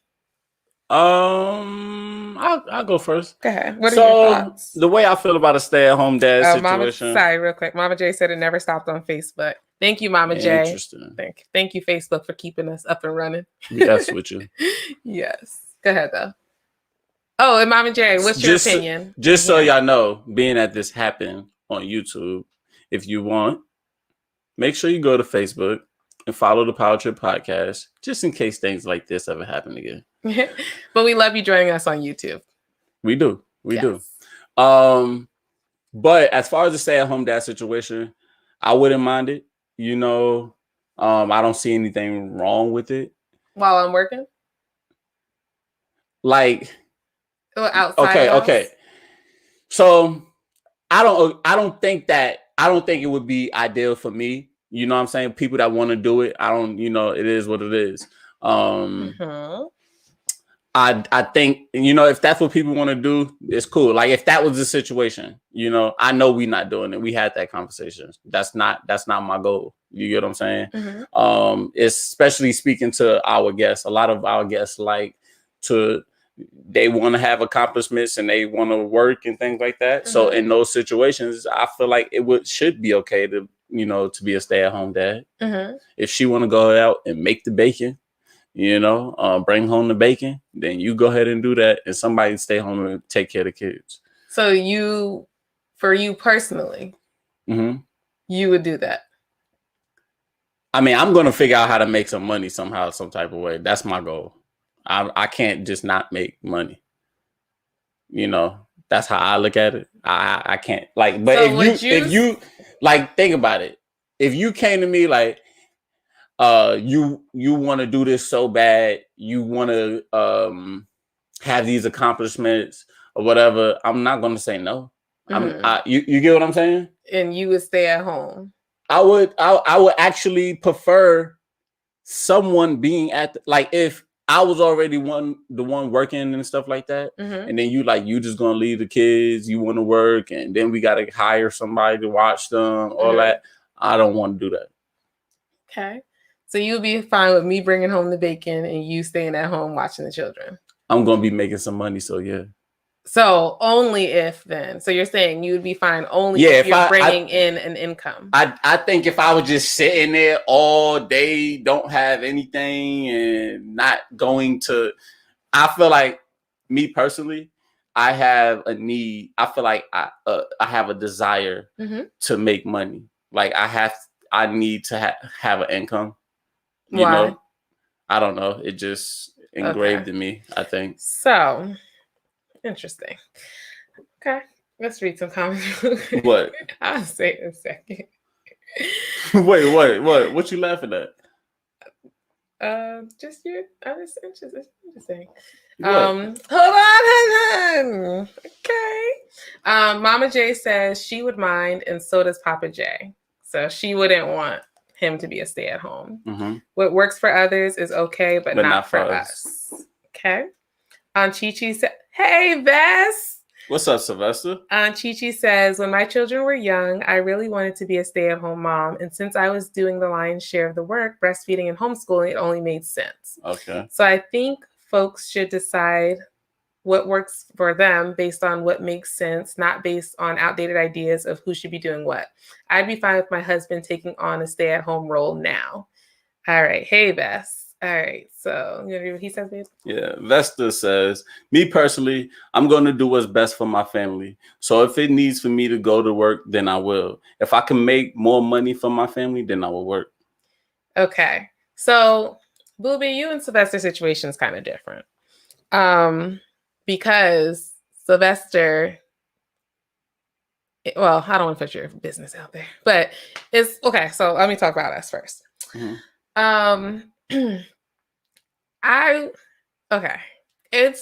It is a tough job being a stay-at-home parent, mm-hmm. right? I would feel some type of way though, going to work every day. I know you would feel the type of way. And coming home and like we're just living off of my income mm-hmm. and like granted, yeah, you're taking care of the children and that is a lot of work, mm-hmm. but I would feel some type of way, right. Especially because I do have more of a traditional mindset where I do feel like you are the provider, you're the protector of our family. mm-hmm. And I like, it would be different. Like if you, like what you said, if I'm going out and I want to do that and you're able to bring in income or you're in a space where it's a choice for me to have to go and work. Yeah. Like I don't have to, but if this is my desire, then I should be able to. So but I'm also speaking in a sense where if it's not a choice and you want to go out there making $100,000 a year, right? And putting in 60 something hours a week at a job, nah, you're going to take care of this whole house. And I'm I'm gonna take care of the whole house while I'm working 60 hours? Money wise. Your income is gonna be the income for this house while I take care of these kids. Because we're not gonna go towards no nanny or no extra. We're not doing that. That's not happening. You would be comfortable with me taking care of you. I'm like I said, and me knowing me, I'm gonna figure something out. I'm just asking in that scenario. Until I figure something out, yes. But why would you feel like you need to figure something out then? Because for me personally, I feel like I should be making some type of money to be providing for my family. That's me. Okay. But if some guy couldn't, I can't say that I would be against him just taking care of the house. Okay. So I think he's not. I would look at someone else raise his kids. I definitely agree with that. I do think that one of us should be the main person raising our children. Yeah. If I did have a desire to be in the workplace and I wanted to be outside of the home, and you were fine with just being home, I still I don't know. It would just, and maybe it is just the traditional mindset and that old view, but it would just be like, I don't know, like, cause it still would be our money. Like I wouldn't care. But then I guess, and maybe it's just my point of view of, I don't think I would ever want to be away from my children like that. So I can't even really see me wanting that. And then I can't really see you, like me coming home long days and stuff like that, and then you're home and it's like I don't know, it just would be weird to me. It just doesn't. I think also to a certain extent, I mean, I don't know, it's societal. It's societal, but then I think to a certain extent is you don't know what it is to be a parent yet.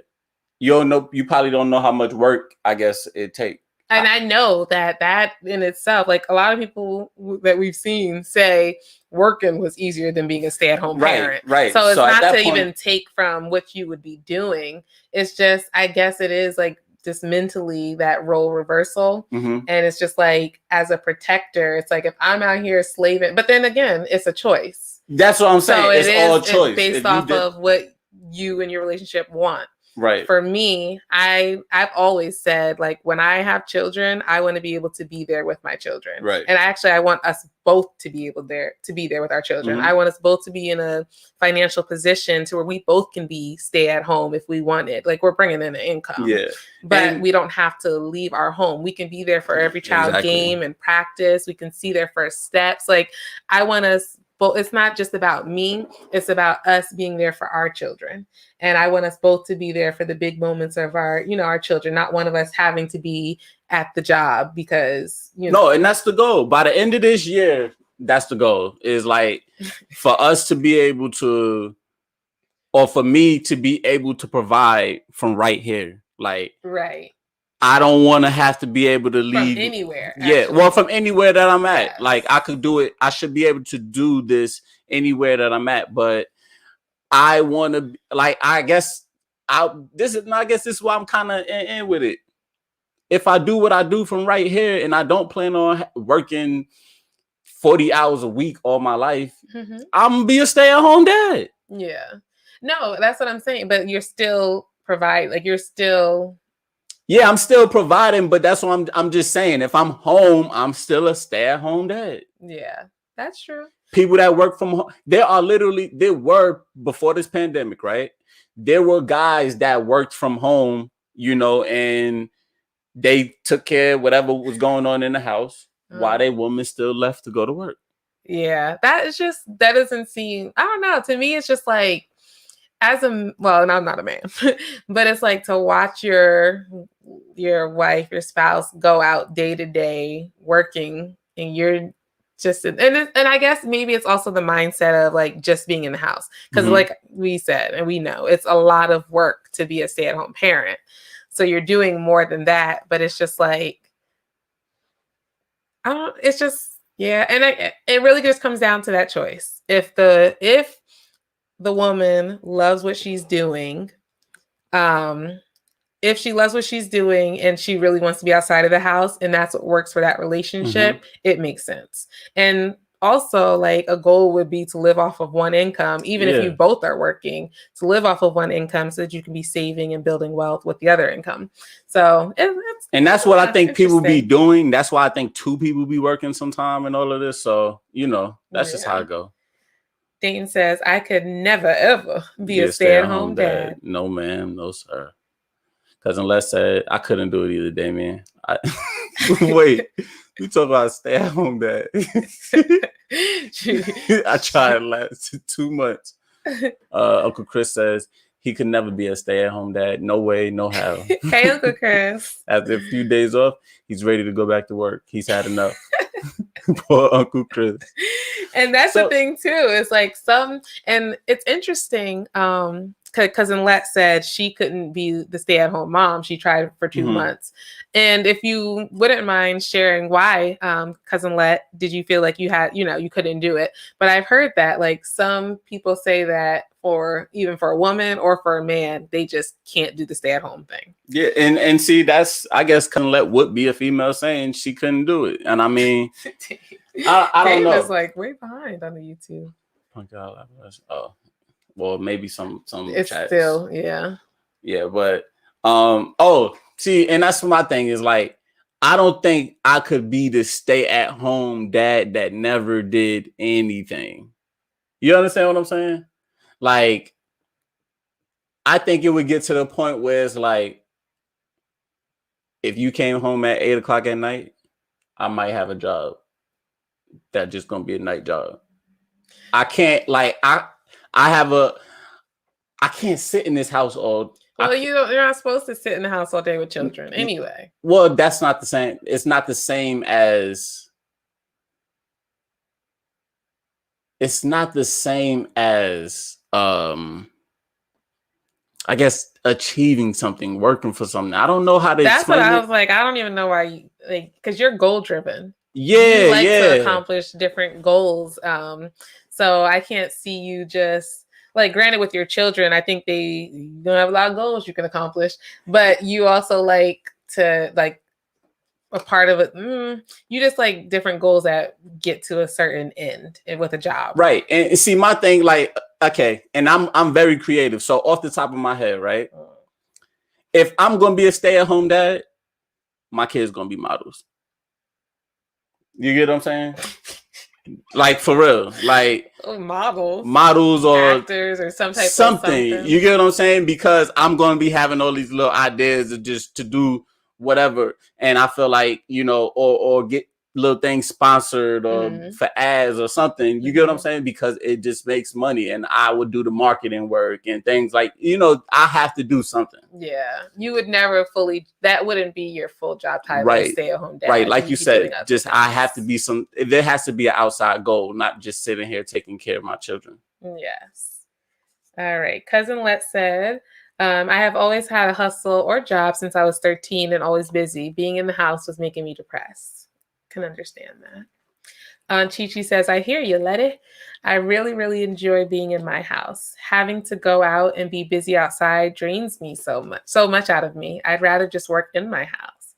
And that's very interesting, because then it really goes to show it depends on. I was just going to say that depends on personality. So you like that. More of a homebody. Yeah, going out all of a sudden, an hour or two, you drain. Yes, because I have a lot of energy and people can suck me dry. Yeah. Now, once I get out, I'm on. Like, I'm more awake. Yeah. I could go out and I will be a stay-at-home mom.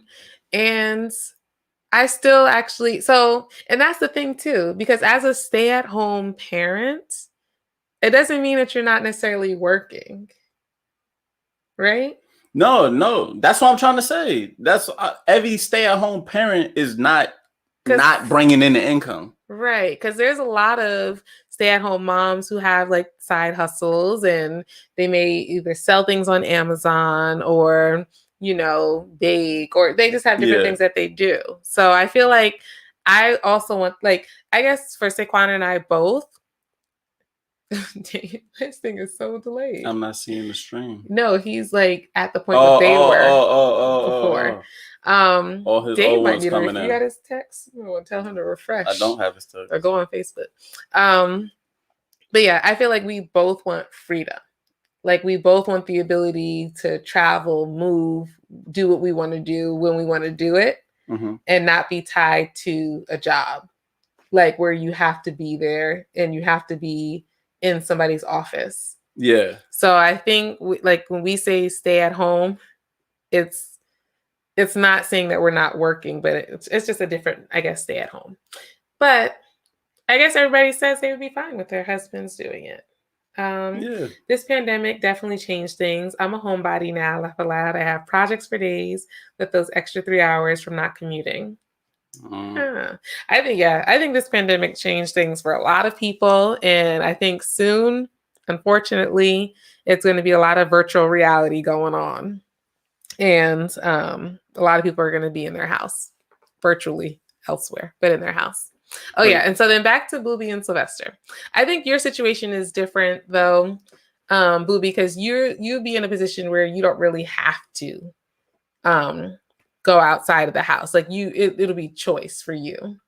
I mean, that's basically what we just talked about. Yeah, so it's kind of similar to what ours would be. Yeah, if you want to go out the house, then right, yeah. So then Vest would be the stay-at-home father who will take care of the children and happily do it. I know Vest can't wait. So, alrighty. So that was stay-at-home dad, and going on an hour and 33. You want to try to squeeze in the last one, huh? One more thing.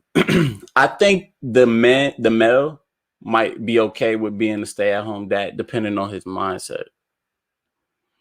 If they more into numbers, analytical, and things like that, and like to see how things come about and shape out and stuff like that, they would be fine with being a stay-at-home dad, I believe. Why? Because they like to see stuff grow. Like they like to see the process of stuff. They don't want to miss the moments. They want to be a part of it. They want to understand their child. You get what I'm saying? Yeah. They want to make sure that their child's affected in certain ways, so that they know that at least they're creating this type of product. You know, so I do think that kind of play a part, because I think about the guy that we watch on YouTube that's a stay-at-home dad, the way he analyzed his children. Yeah. It's deep. like, yeah, it's That's pretty deep. deep. It's pretty deep. Yeah. So I did think about that. Now, what were you about to say? Okay, so last topic of the night. And I forgot. Oh, keeping secrets. This was another suggestion. Keeping secrets from your partner. So in the comments, let us know, is it ever okay to keep secrets from your significant other? Big secrets, small secrets, are any secrets okay? Let us know. And what do you think, honey? Okay, I don't think it's okay. I think through our past, everybody had they could be guilty of little secrets here and there, but it's not really the best thing. So no secrets, not even. I don't think if it's how you classify a secret.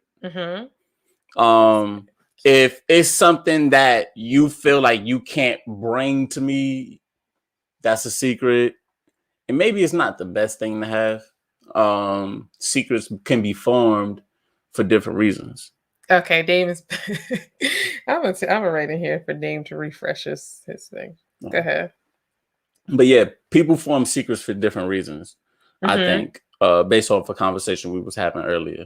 Yes, I agree. Secrets is like lying. It pretty much.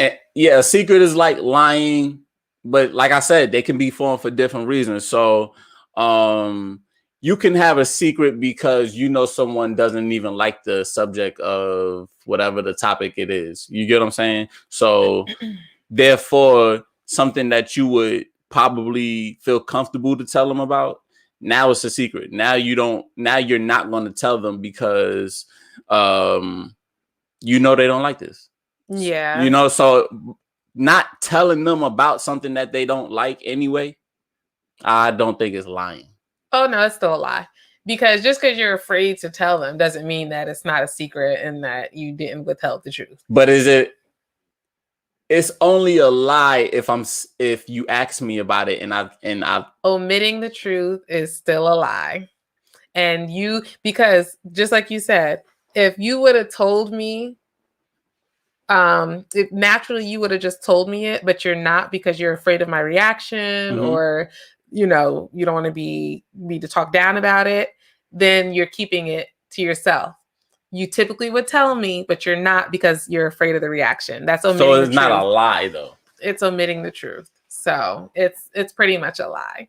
For me, I don't think it's so funny. I don't think secrets are good at all. And I tell you everything. I've told you everything for the most part throughout our whole relationship. And my friends would be like, you tell him too much. Like, why do you tell him everything? Because the more you tell somebody, the more of an opinion they form, whether it's about your friends or, yourself, anything. So I think that's a good point on Yvonne. Secrets come out. They don't come out in the beginning. They may come out later. Right. And let's see. The only secret is how much money I spend on craft supplies. That ain't nobody's business. Okay, so check this out. The definition of an omission. An omission is when a person tells most of the truth but leaves out a few keys that therefore completely obscures the truth.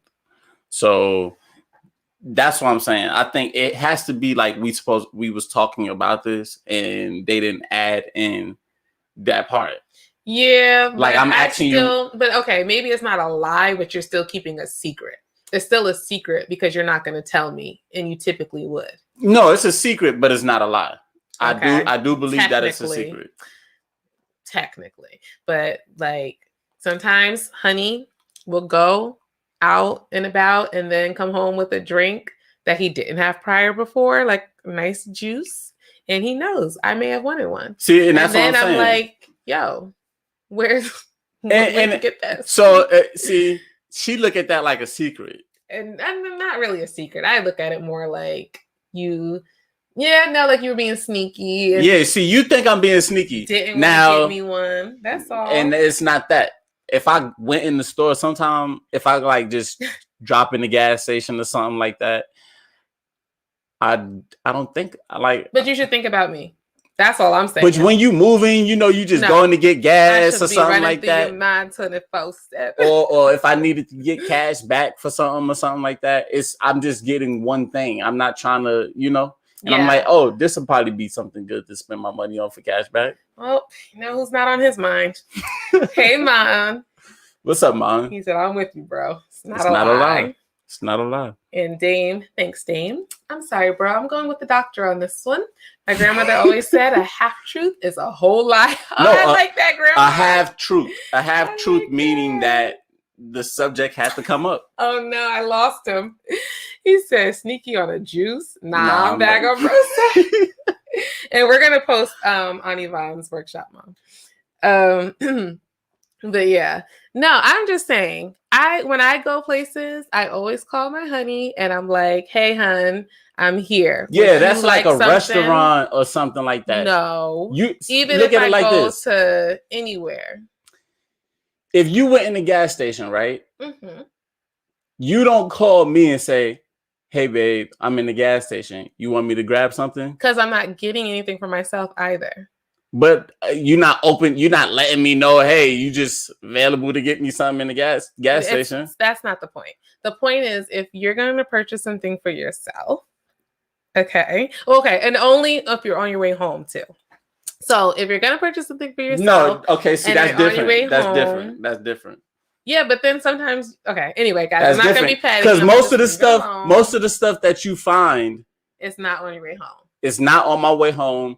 And it'd be sitting in my car. Yeah, that's how I find it because he leaves it in the car. Then I'm like, yeah, and this is something exactly while I was just driving around. So now you see my garbage. He just still got me one. Anyway, but yeah, back to secrets. Secrets, yeah, I don't think secrets are okay. Now, I do feel like it can be tough to tell your partner certain things. Right.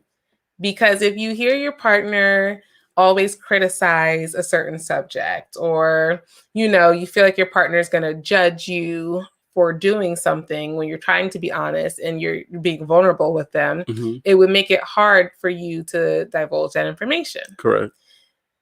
I can understand being scared or me too. Not wanting to deal with the friction. That friction. However, secrets are still not good. And honestly, with your spouse, your significant other, you should be able to tell them everything, even if the reaction is not going to be the best. But then as the other party, you have to be more so mindful and open to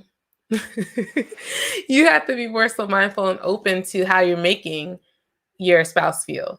Because you don't want to seem like you're just always judging them and they don't have a safe space with you. Yeah. When it's coming to be and that's why I guess I would kind of lead to, I would say, Quana, that sometimes you just want your juice. Exactly. You're just trying to grab you a little something to quench your thirst while you on the road, Whatever. But what were you just saying? That you should, on the other part, you want your partner to feel safe coming to you. Yeah. And that leads to, that kind of gets to an extra part, because it's like, you got to understand why this secret came about now. Why is this even a secret? You get what I'm saying? What made you feel like you had to keep this a secret? And then once that is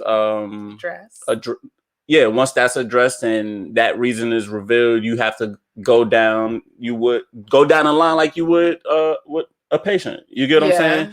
Fix the next piece. So if they felt like they can't say something to you because you may react like this, now this is the time where you got to fix your reaction, because you want this person to feel open enough to speak to you about whatever it is that they kept a secret, that obviously they fine with telling you now. You found out. You get what I'm saying? You got to learn how to not react like that, so they could be more open with just bringing anything to you. Yeah. And it can be tough because you're allowed to have your feelings about certain things. If you dislike something, then you dislike it. Right. But I do think that you do want to make sure, like, because if you bring something to your spouse and they always have something negative to say about it or always have a critique, like, do you think you would want to keep divulging this news to them? If I'm excited about something and I'm like, oh, honey, guess what? I'm about to do this. And you're like, oh, but, you know, da, da, da, da. I'm like, well, dang, just burst my bubble every single time. Yeah, it's like the party pooper title. Yeah. You have the party pooper title for a reason. When everything go up, you come in to bring it down. You know, so that's what it is. Everybody avoids the party pooper. Like, they don't want you around. All right. Chichi says, how much will the truth hurt? How much will not knowing the truth hurt? I generally think honesty is best, but you definitely have to figure out the best or most appropriate way and time to tell it. I agree with that. Yeah, that's true. I definitely agree with that because, like, oh, there was this Reddit thing that we saw, and it was like, no. Oh, no. We listened to it on the podcast. And it was this lady who was afraid to tell her partner that he has some strong BO. Oh, yeah. And she felt like it was because he didn't shave. And she didn't know how to tell it to him because, you know, you don't want to make him feel insecure. But it's like she's trying to be intimate with him and it's just, you know, not the best. So it's like, okay, in that situation, yeah, you need to tell him the truth. Okay? Yeah, tell him the truth because you dissatisfied. However, well, not even that. And that's nasty. Yeah, that's really.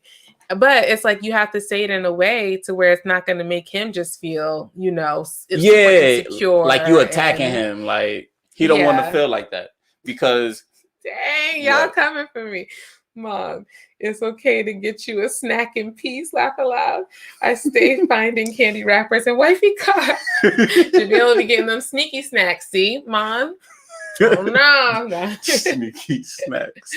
Your mom says, Saquon, tell Charmaine that her feet must be tired because all day you've been running through her mind and then slip her the juice. No, Now she know that especially if I'm coming home, I'll grab something. It's not a problem at all. My mom says if my spouse can't tell me, it's a secret, and that's not good. Period. Nah, we agree. If he can't tell you, it creates a secret. It's not good. So now, how do we fix it? Right, because the thing is, it's like. It's a reason why people It's don't do a reason why it's a secret. It's Yeah. a reason why someone didn't feel comfortable coming to you Right. to tell you whatever it was. So it's like, yeah, of course you may feel offended, like, you know, with the juice situation. However,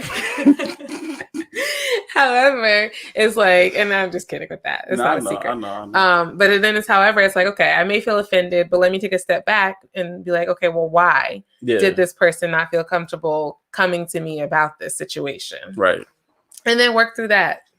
Yeah, because like I said, not to just keep repeating myself, but the secret's not good, and that friction actually, it actually will create further problems down the line too. As the longer they feel like they can't speak to you about certain things, you know. Yeah, it's like a snowball effect. Right. It can lead to more secrets, and then once you find out the secrets, there's a distrust there. It breaks trust, and secrets can go to like. We're gonna play a clip in a second, but people hiding, like if they have STIs or certain disabilities, people who are transgendered, like not saying up front that they are and giving the person the choice. It can be from age. People lie about their age. Right. There's tons of secrets. And it's not because something is so valuable that they want to keep it from you. Sometimes they scared of your reaction. Exactly. A lot of times I feel like people keep secrets because of fear. Yeah. So fear can create selfishness. So we're going to play this clip and let us know what you guys think. No, Dr. Eve, is a secret ever, or is it always a bad thing? Secrets suck, Katlego. Wow. That's it. In a Hashtag nutshell, secrets suck. secrets suck. That's what it is. I mean, what's the difference between a small secret and a big secret? So there are some big secrets. Yeah. Yes. And might I just say, I mean, when we talk about secrets here, we're not talking about keeping a secret because, let's say, you're about to surprise Bae for her birthday. We're talking about things that might potentially be bad for the relationship. Or how do we even define that? Exactly. So how do we differentiate what is private and what is a secret? How do we decide what is tellable and what we shouldn't be Yes. telling. So the golden rule really is, it's really necessary to tell somebody a secret that is going to impinge on their lives and on your relationship. So research shows that 1 in 5, which I think is pretty high, people have a secret, a really big, important secret that could impact on the other person. And the question is, why is it that they choose to keep a secret? And what we learn is that most people feel very afraid of telling a secret because they're going to be judged or they're going to be shamed. And also because they feel it'll make them too vulnerable and that the other person will not love them once they find out the secret about that I'm holding from you, for example. So there are some secrets, and I'm sure we're going to get to them, that are really deal breakers, that have to be told in a relationship. Yeah, and that's why we invite your calls for questions or comments on 0839133728. Tell us about keeping secrets in a relationship. Have you perhaps done that? Did you have to find yourself in a position where you had to reveal that secret at some point, and how did that situation play out? So this has got nothing to do with, that, keep the mystery alive. Like that guy said, keep the good stuff for last. We're not talking about the good stuff. No, and I think it's really quite a harmful myth if you're saying secrets are mysterious. Let's keep them a mystery. That is not how you keep a relationship alive, through those kind of... There's secrets. The mystery is maybe what kind of mascara I'm using or how much money I'm spending on a pair of shoes. That might not be harmful unless there is debt that's going on in the relationship. Is omitting the truth lying? Yes. I'm like it. Dr. Evie's shooting straight today. No bringing it around the mountains. That way, right there. Absolutely. So then I think it's very important that we differentiate between keeping the mystery alive in a relationship in order to make it better and to advance it. We're talking about things here that, like you said, would impede on the relationship, have an impact, perhaps a negative one. These kind of things on you personally and the relationship. And also it would actually help you to decide whether you want to be with this person in a relationship or not. Imagine getting into a relationship or situationship with somebody and they have such a big secret, and we've got like about 5 really big ones that we're going to talk about, and you don't know that, and that's held back from you, and then you start catching feelings for this person, right? And then you find that there is this thing. So the rule around secrets, and I'm looking directly at our viewers, the rule around secrets is the sooner you tell them, the better. The longer that they linger, the more difficult it is. And you think, okay, we've forgotten about this. And then you bump into Katlego and he says, how is your kid doing? I remember when you were pregnant 10 years ago. What, dude? How's your child doing? People just start doing this. What's wrong with these people? Oh, goodness. So... I was looking, so that, I agree with her. Like, secrets are never good. And I understand it. Do you guys think there's a difference between big secrets and small secrets? Do you think there's a difference? Or is a secret just a secret? A secret is not just a secret. Because our engagement was a secret. Surprise secret. It was a secret because it was amongst people. I sure didn't know. You understand what I'm saying? So there's a difference in a secret. And that was a big secret. So that was a big secret, but it was for positive. So like, I don't know. Like, that's why I'm not sure if I can say this small. No, there's small secrets too. Like, if I just came home with a bear or something for you, right? And you actually thought I was going to, you sent me to the store. You get what I'm saying? To get just something specific, and I came back with this, it's kind of a secret that I bought it. You get what I'm saying? With our money. You get it? It's kind of a secret that I bought it with our money. It's a little secret, but it was to surprise you. But I guess go ahead. Sorry. No, I guess that would make it small though. Like, I spent like 10, 15 to give you something nice. You get what I'm saying? Yeah. I feel like I do think like a secret, I agree, Dame. A secret is a secret.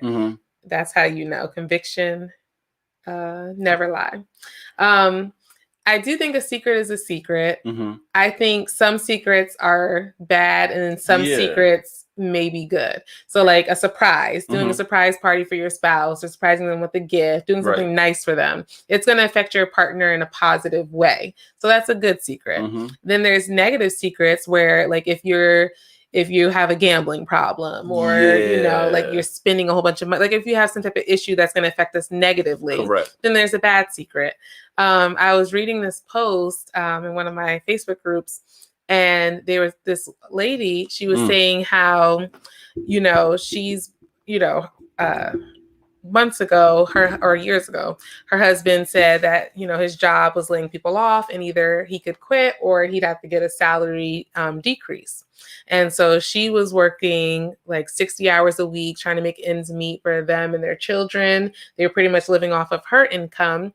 And she ended up seeing one of his slips for investing and seeing that he was pretty much a millionaire. And he had a secret bank account. And also, so she confronted him about it, and he told her, you know, I'm actually getting paid $100,000 more than what I told you annually. And I've been investing it in Bitcoin. And yes, I'm a millionaire. But he also said that I want you to continue working this way for a few more years so that we can both retire and be financially free. And in her post, she also said that, you know, it's been Christmases where we couldn't go all out for our children and buy them everything that we wanted to.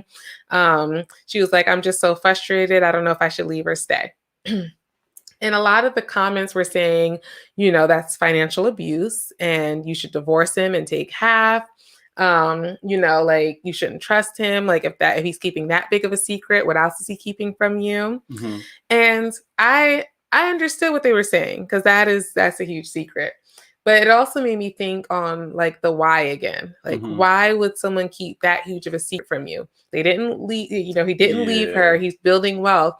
And the thing that stood out for me is like, she was like, we couldn't go all out for our children for Christmas. She said, I had to work overtime just to get them a game console. Right. So part of it was like, did he try to bring investing to her and she shut him down? Was she a big spender? Yeah, because you only had one side. And if she knew about all the money, would she just want to kind of spend it versus save it and build it? But once again, though, even no matter what his reasoning is, it's still a secret. It's still a secret, and it's a big secret to me. Yeah, and it's going to cause distrust in their relationship. That's too big. That's too big of a secret.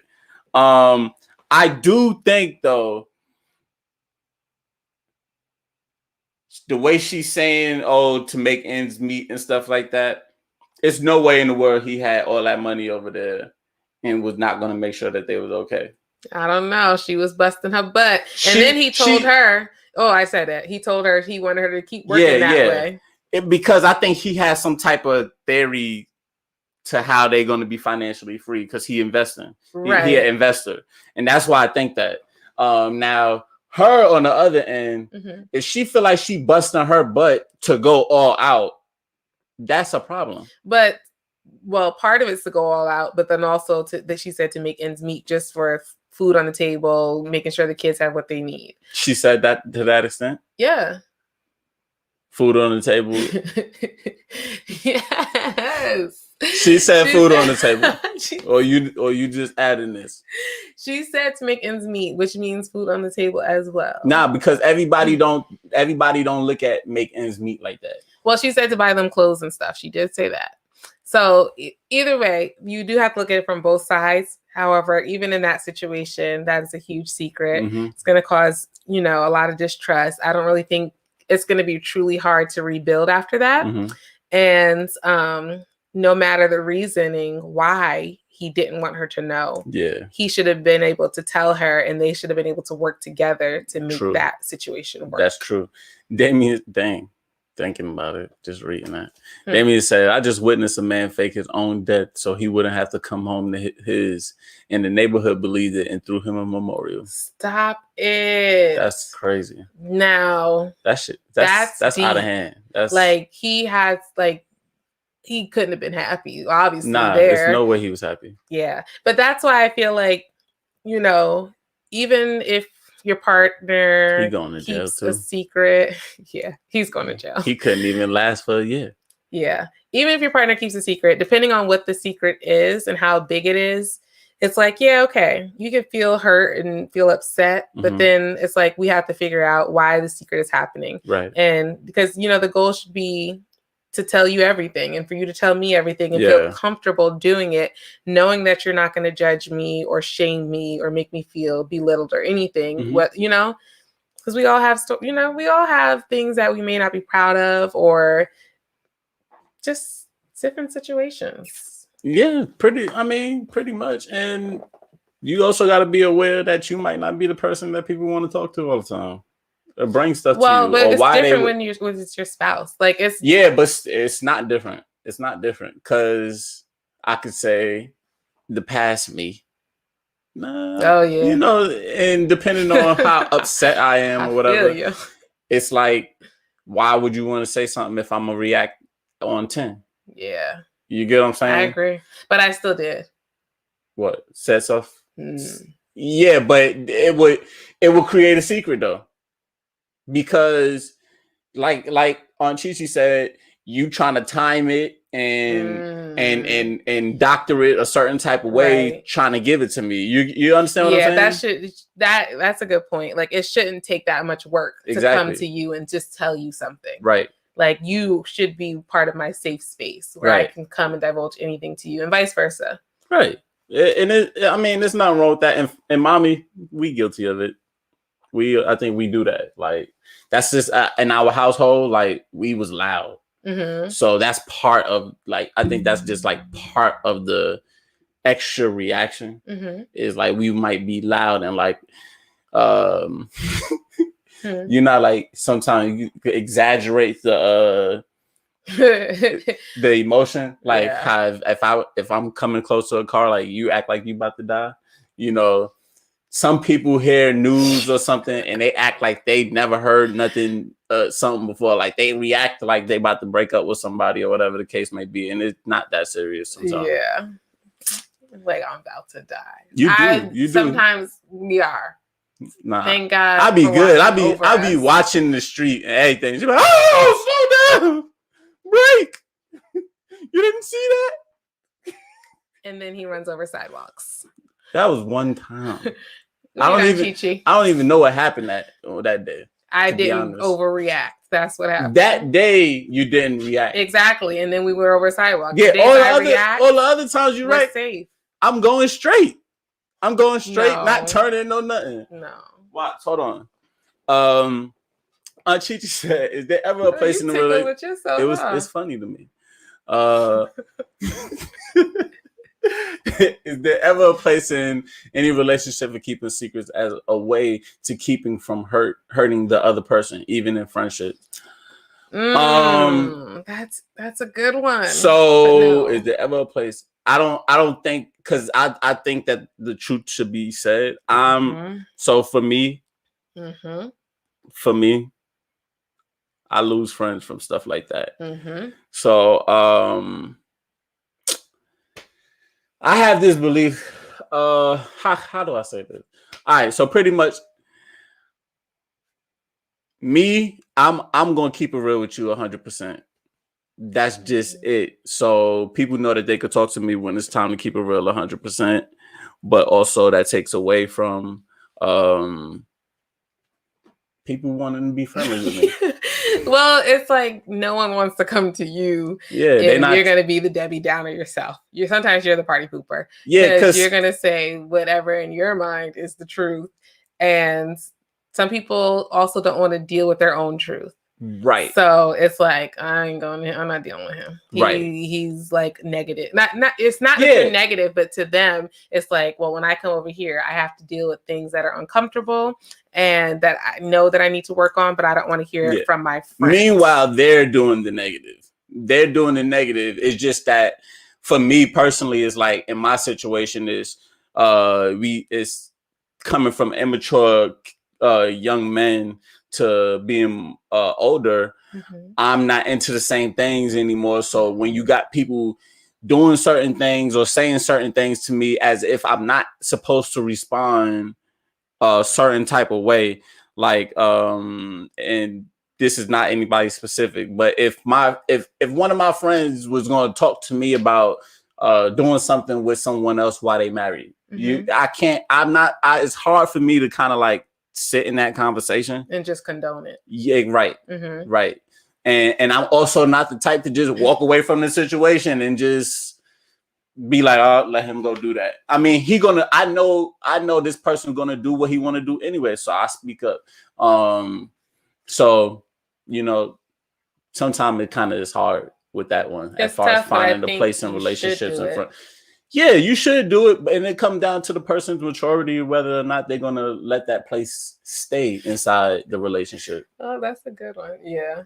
What? Oh, Chichi said we had an interesting discussion about gift giving. If you give a gift to someone and they don't like it, what do you want them to do? Okay. 1, tell you. 2, keep it and say thank you. 3, return it and not tell you. That's a really good one, because at the end of the day, you do want to be grateful. Like you are grateful that they thought enough of you to get you a gift. Now, if you don't like the gift, do you that's a good one. That you got me there, Chichi, because I wouldn't tell them I didn't like it. Now, this like we talked about this kind of within relationships, like your spouse, and it could be just a friend giving you a gift too, but like when it's your spouse and they're supposed to know you, and I feel like a friend should kind of know you too. Nice. It's like you can't give somebody a gift that you like, right, and expect them just to love it because you like it. Yeah, and like it's also you want to know what that person likes, and then gift them something that you think that they would actually like. Yeah, it's kind of like, did you give them a gift because you just wanted to give them a gift, or because it just seemed right, or did you give them a gift really because it was for them? Well, it could be their birthday. So it's like, yeah, I'm going to give you a birthday gift, but it may not be what you like. It may be something that I like. Then I'd be offended. But people don't think about it like that. They're like, oh, I think this will be a nice gift. That's true. Some people do think like that. Yeah. So that's a good one. But would you tell them though that you don't like the gift? I don't think you would either. I know I would. So you wouldn't, honey. I wouldn't tell them. But if you know me, you would know based on my reaction that I'm not feeling the gift. And now, no. If you know me, you know how I would be excited if I got a gift that I liked, right? You don't think so? No, I got something that I didn't like before. Oh yeah. Tell me mine. It's not that you didn't like it. Hold on.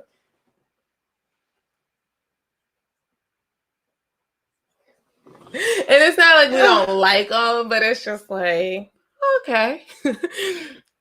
But let's see. Or something they genuinely think you would like. Okay, and that's true. They may think you would like it. Like chocolate after you've just gone on a sugar detox. We'll go like with the chocolate.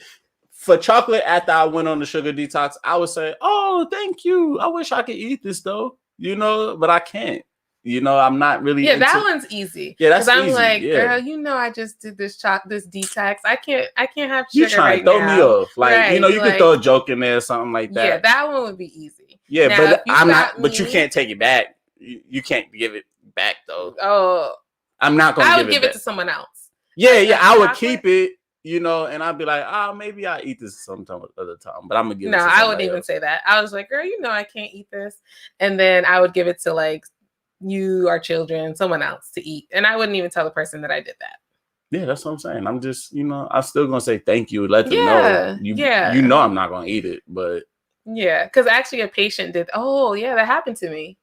A patient, a patient. We're trying to get her to eat healthier, but she loves her candy. Hey, Jamila. What's up, Jamila? She loves her candy, and she has these favorite candies. They're these like fruit puffs type candies. And so she actually brought me one. She was like, all right, I don't share this with anyone. Like literally, she has a container in her car. She does not share with anybody in her household. And she brought me one, but it has dye in it. So I took it and I said, thank you, but I never ate it. And I think I threw it out. Yeah. But I wouldn't tell her I did that because I just appreciate and I know for her that was not a big deal, but it meant something because it's like, you know, I really appreciate you and I want to give you something that I don't share with people. Yeah. I mean, overall, though, I feel like you could read the signs if somebody not feeling the gift like that. I remember when I came back from Seattle, right? I was at this. So when I went to Seattle, right? I wanted to get Manny a gift. I wanted to get Buns a gift, and I seen a good gift that I was like, oh, this would be good. But when I went to go get the gift, it didn't have any type of indication on where the heck I was at, you know, at all. None of the gifts that fit her had any name on it. It's like they had a whole bunch of generic gifts in there. So what the heck did I get? You got okay.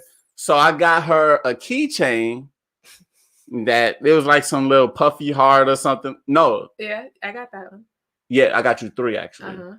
So got you a little keychain with the little puffy heart thing. I also got you a Space Needle thing from going to the Space Needle. And then the last thing I gave her, because I basically got her something from all these things I went to. The last thing was I went to a music museum. Yeah, it's like the Hall of Fame or something museum, right? Well, the Rock and Roll Hall of Fame museum, I think it was. So correlating with rock and roll, you got the guitars, things like that. Now, my cheeks hurt. I wouldn't have liked the gift either. It was just something like it was not. So he got me this. I got her a magnetic pick that has like sand stuff in or it something with the name or whatever. But they didn't have literally nothing else there. Okay. Nothing else there. Now, what I'm saying, the only reason why I bring this up though is when I gave her the gift, she was like, No, guys. Thank you. And I was like, sounds worse. And I was like, alert, she don't like the gift. so I'm like, I had to ask, what was going on. She's like, what is it? Okay. So I explained what it was and all that, but I understood at that point. Oh no, he did not understand. That you didn't like it? You understood I didn't like it. Yeah. You weren't like, oh, it's okay if you don't like it. You felt like I was ungrateful. Now, the reason why... No. I felt like you was ungrateful because after I explained this situation to you, you still felt a little bit of a way. Listen, no. The only reason that I didn't have my usual grateful reaction, because I am a grateful being, was because first he shows me a whole bunch of keychains that he got. And he was like, oh, I got a whole bunch of keychains. They were on sale for the family. Like literally, he's like, yeah, I'm just going to be handing them out to people. And then he pulls out 3 keychains for me. And I'm like, so I'm on the discounted family list.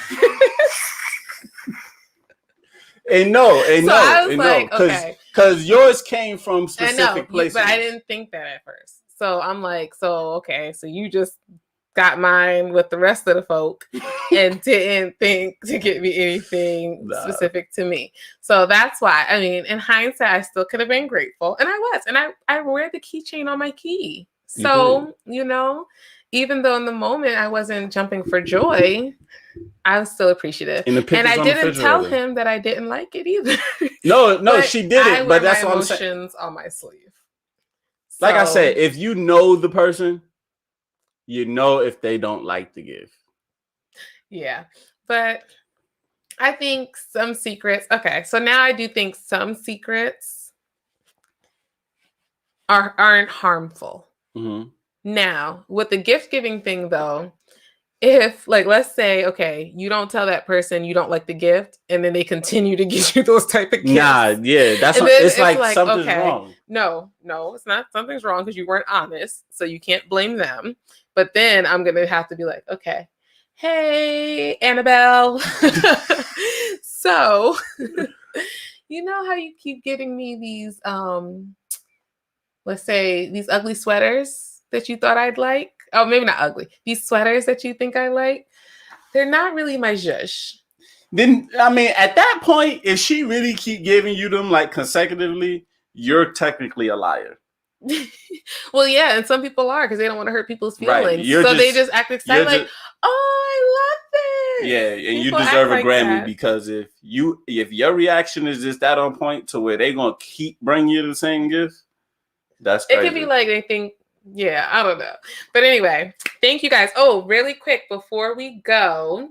So our Aunt Yvonne is hosting a self-care workshop. And we want to share the link with you all so that you can join. It's this Saturday. And we're going to put it in the chat. Let's see. We're going to put it in the chat so that you guys can check it out. I am going to be attending, so I really look forward to it. Let's see. What are you trying to do, hon? I was just checking out time. Can you pull it up real quick? I just want to get them the time.